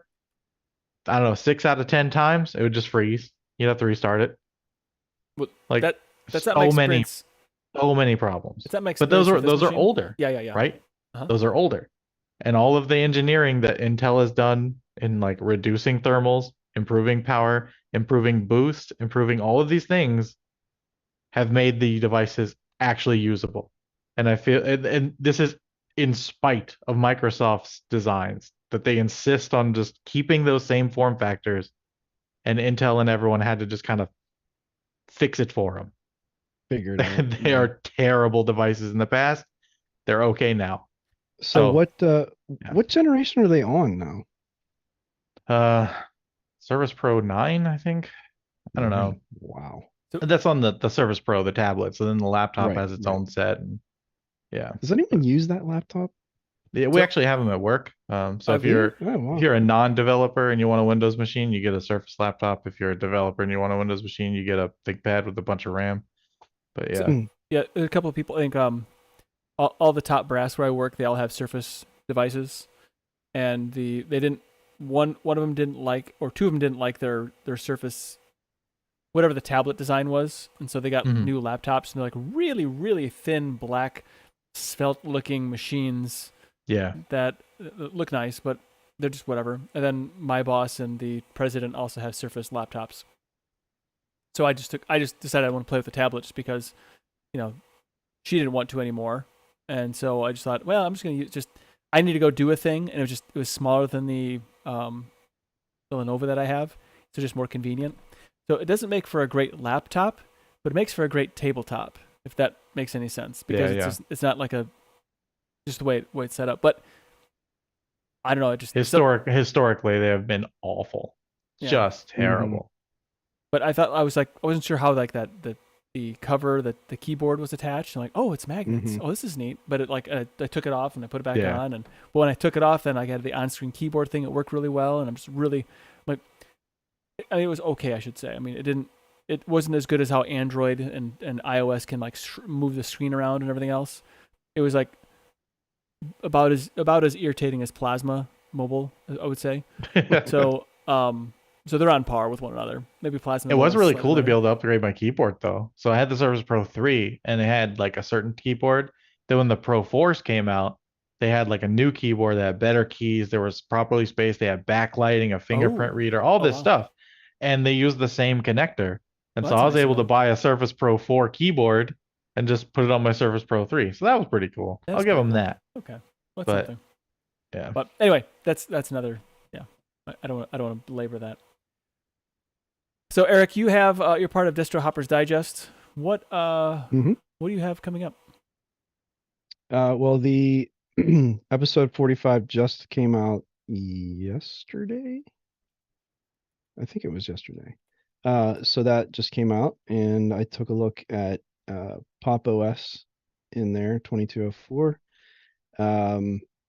And like I said, I'm gonna, since it's a monthly cadence, I have now time to start over. I usually take the first week or so to make a decision, but now we've made that. So that's actually, I may keep doing that because it was really easy to, other than instead of me having to do it. So yeah, that's where I'm at now I will test in a VM real quick just to kind of get an idea of what it's all about. And then I will put it on hardware and then I'll start using it and document it. And yeah, that's the way it goes. So do you have a process for how you do this? Like, is there like are you benchmarking things, or you have some sort of like these are my testing parameters? We have sort of, it's broken down. The review is sort of broken into different sections. And so I try to think of it in those terms of like the installation process, post install and welcome, getting started, and then using it day to day. And then, and just sort of break it down into those different. And what's nice is it's loose enough that we all sort of have our own priorities and what's interesting to us. And so, my view on things is different than Moss or Dale. So, and that's what I think makes it work. We learn stuff off each other, and that's cool. So that's it. How about you, Jinda? Anything particularly exciting you want to share on your way out? Oh, sorry guys, not really. I do have a Surface, and I have to say it's probably one of the best quality units I ever had, but the operating system was 100% useless. Quality-wise, it was great. I mean, it did everything you would, quality-wise. The screen is amazing. Everything about it is nice. It's just the operating system is horrendous. It was Windows RT, I think it was called. Was that an ARM-based one? Yeah, my sister bought it for me one year, and the poor thing was just useless. Actually, that's the best way to put it. Do you still use it at all, or is it I tried it. I turn it on every once in a while and play with it for, just to go, wow, this is still useless. You can't format it. You can't do anything with it. Oh, So man. it's pretty much a brick. I wonder if you could. No, you can't put something else on it. No, it's a Windows RT unit. That Windows RT, and it's ARM. Like Nate said, it was ARM based, but the quality of it is bar none amazing. Like it has a little kickstand to kick out in the back of it, like it's a tablet and it has a nice little keyboard that slides underneath, and it's magnetically stuck on. Everything about it, mechanically, is bar none the best. And then you turn it on and go, it's useless. Well, that's the way she goes, I guess. Yeah, you get what you pay for, right? Right. What about you, Colin? I know are you getting ready to move into your new house yet? No, it's probably still under construction. Nah, still under construction. Yeah, I've been doing a lot. I've been creating a lot of YAD forms and bash scripts and creating these things where whether it's for Ubuntu base, Arch base, or I did one for Solus as well, where you can install. I've been looking at Vert Manager and also installing Flatpaks, my Flatpaks that I want to install. So it's all these utilities I've been making and making the YAD forms and the bash scripts to suit it, and just I went down this rabbit hole and just been enjoying that. So I'm just going to continue that for a little while. I might even put that up on video when I get a chance and show people what I'm doing. Well, that'd be great. So yeah, it's just been enjoying Linux, just not just Linux, just and learning stuff. It's that's how it should be. Yeah, it's fun to learn, so it's all good. Just the disappointing moments where things don't work. You're scratching your head. All fun. Well, excellent. Well, Steve's very own was in the chat. He does have a show tomorrow coming up. It's no longer the Linux Coffee Clash. It's now called Steve Drinks Coffee. I can't remember what it's called now. What do you call it? Do we know? Steve Drinks Coffee. And it's just Steve's very own live. Oh, Steve's very own live. And he may work a topic into the title, but it's really just about sort of general life. He'll talk about. He will talk about technology and Linux whenever it's relevant, but he felt sort of constrained by having it be Linux, and then we'd do nothing but talk about anything but Linux. And so he just kind of said, you know what, let's just make it general. So it's not Coffee Clutch anymore. Is it Coffee Clutch still or not? Nope. No, Steve's very own live. No, it's not. Steve's very own. Yeah. Steve's very own live. Steve's very own cup of coffee he drinks live. That's right. All right, you can check out Linux User Space. They just dropped an episode about Debian. And so if you have not listened to that, go check that out. I'm part of a podcast called Linux Out Loud. We're actually going to be, we're all collectively a little bit busy. So we're actually moving to a bi-weekly schedule for the time being. So, don't be too disappointed if you don't get your Linux Out Loud fix every week. But we kind of sort of have to do it. Fair enough. Yeah. That's fair. I have a website called keepgoing8.com. I just published something and I can't remember what it was. It's all right. It's not that important. But you can check it out, keepgoing8.com. Linux Saloon is part of the Tux Digital Network. Check out more great shows at tuxdigital.com. I want to thank you all for your support, however you do it, for being a part of the conversation in both the Zoom meeting or making me laugh from your comments in the YouTube stream of text. I also want to thank everyone for watching the show after the fact, and also everyone involved in making Linux and open source tools possible for us not only to have this conversation, even if the Zoom client is a little bit wonky compared to the Windows one, but also to have fun and enjoy our technology, just as Colin seems to do all the time. So Linux truly puts personal back into personal computer. Thank you for stopping by. Be sure to tip your developers, and be sure to Linux responsibly. Until next time, see yas. See ya. Bye. Bye. Adios.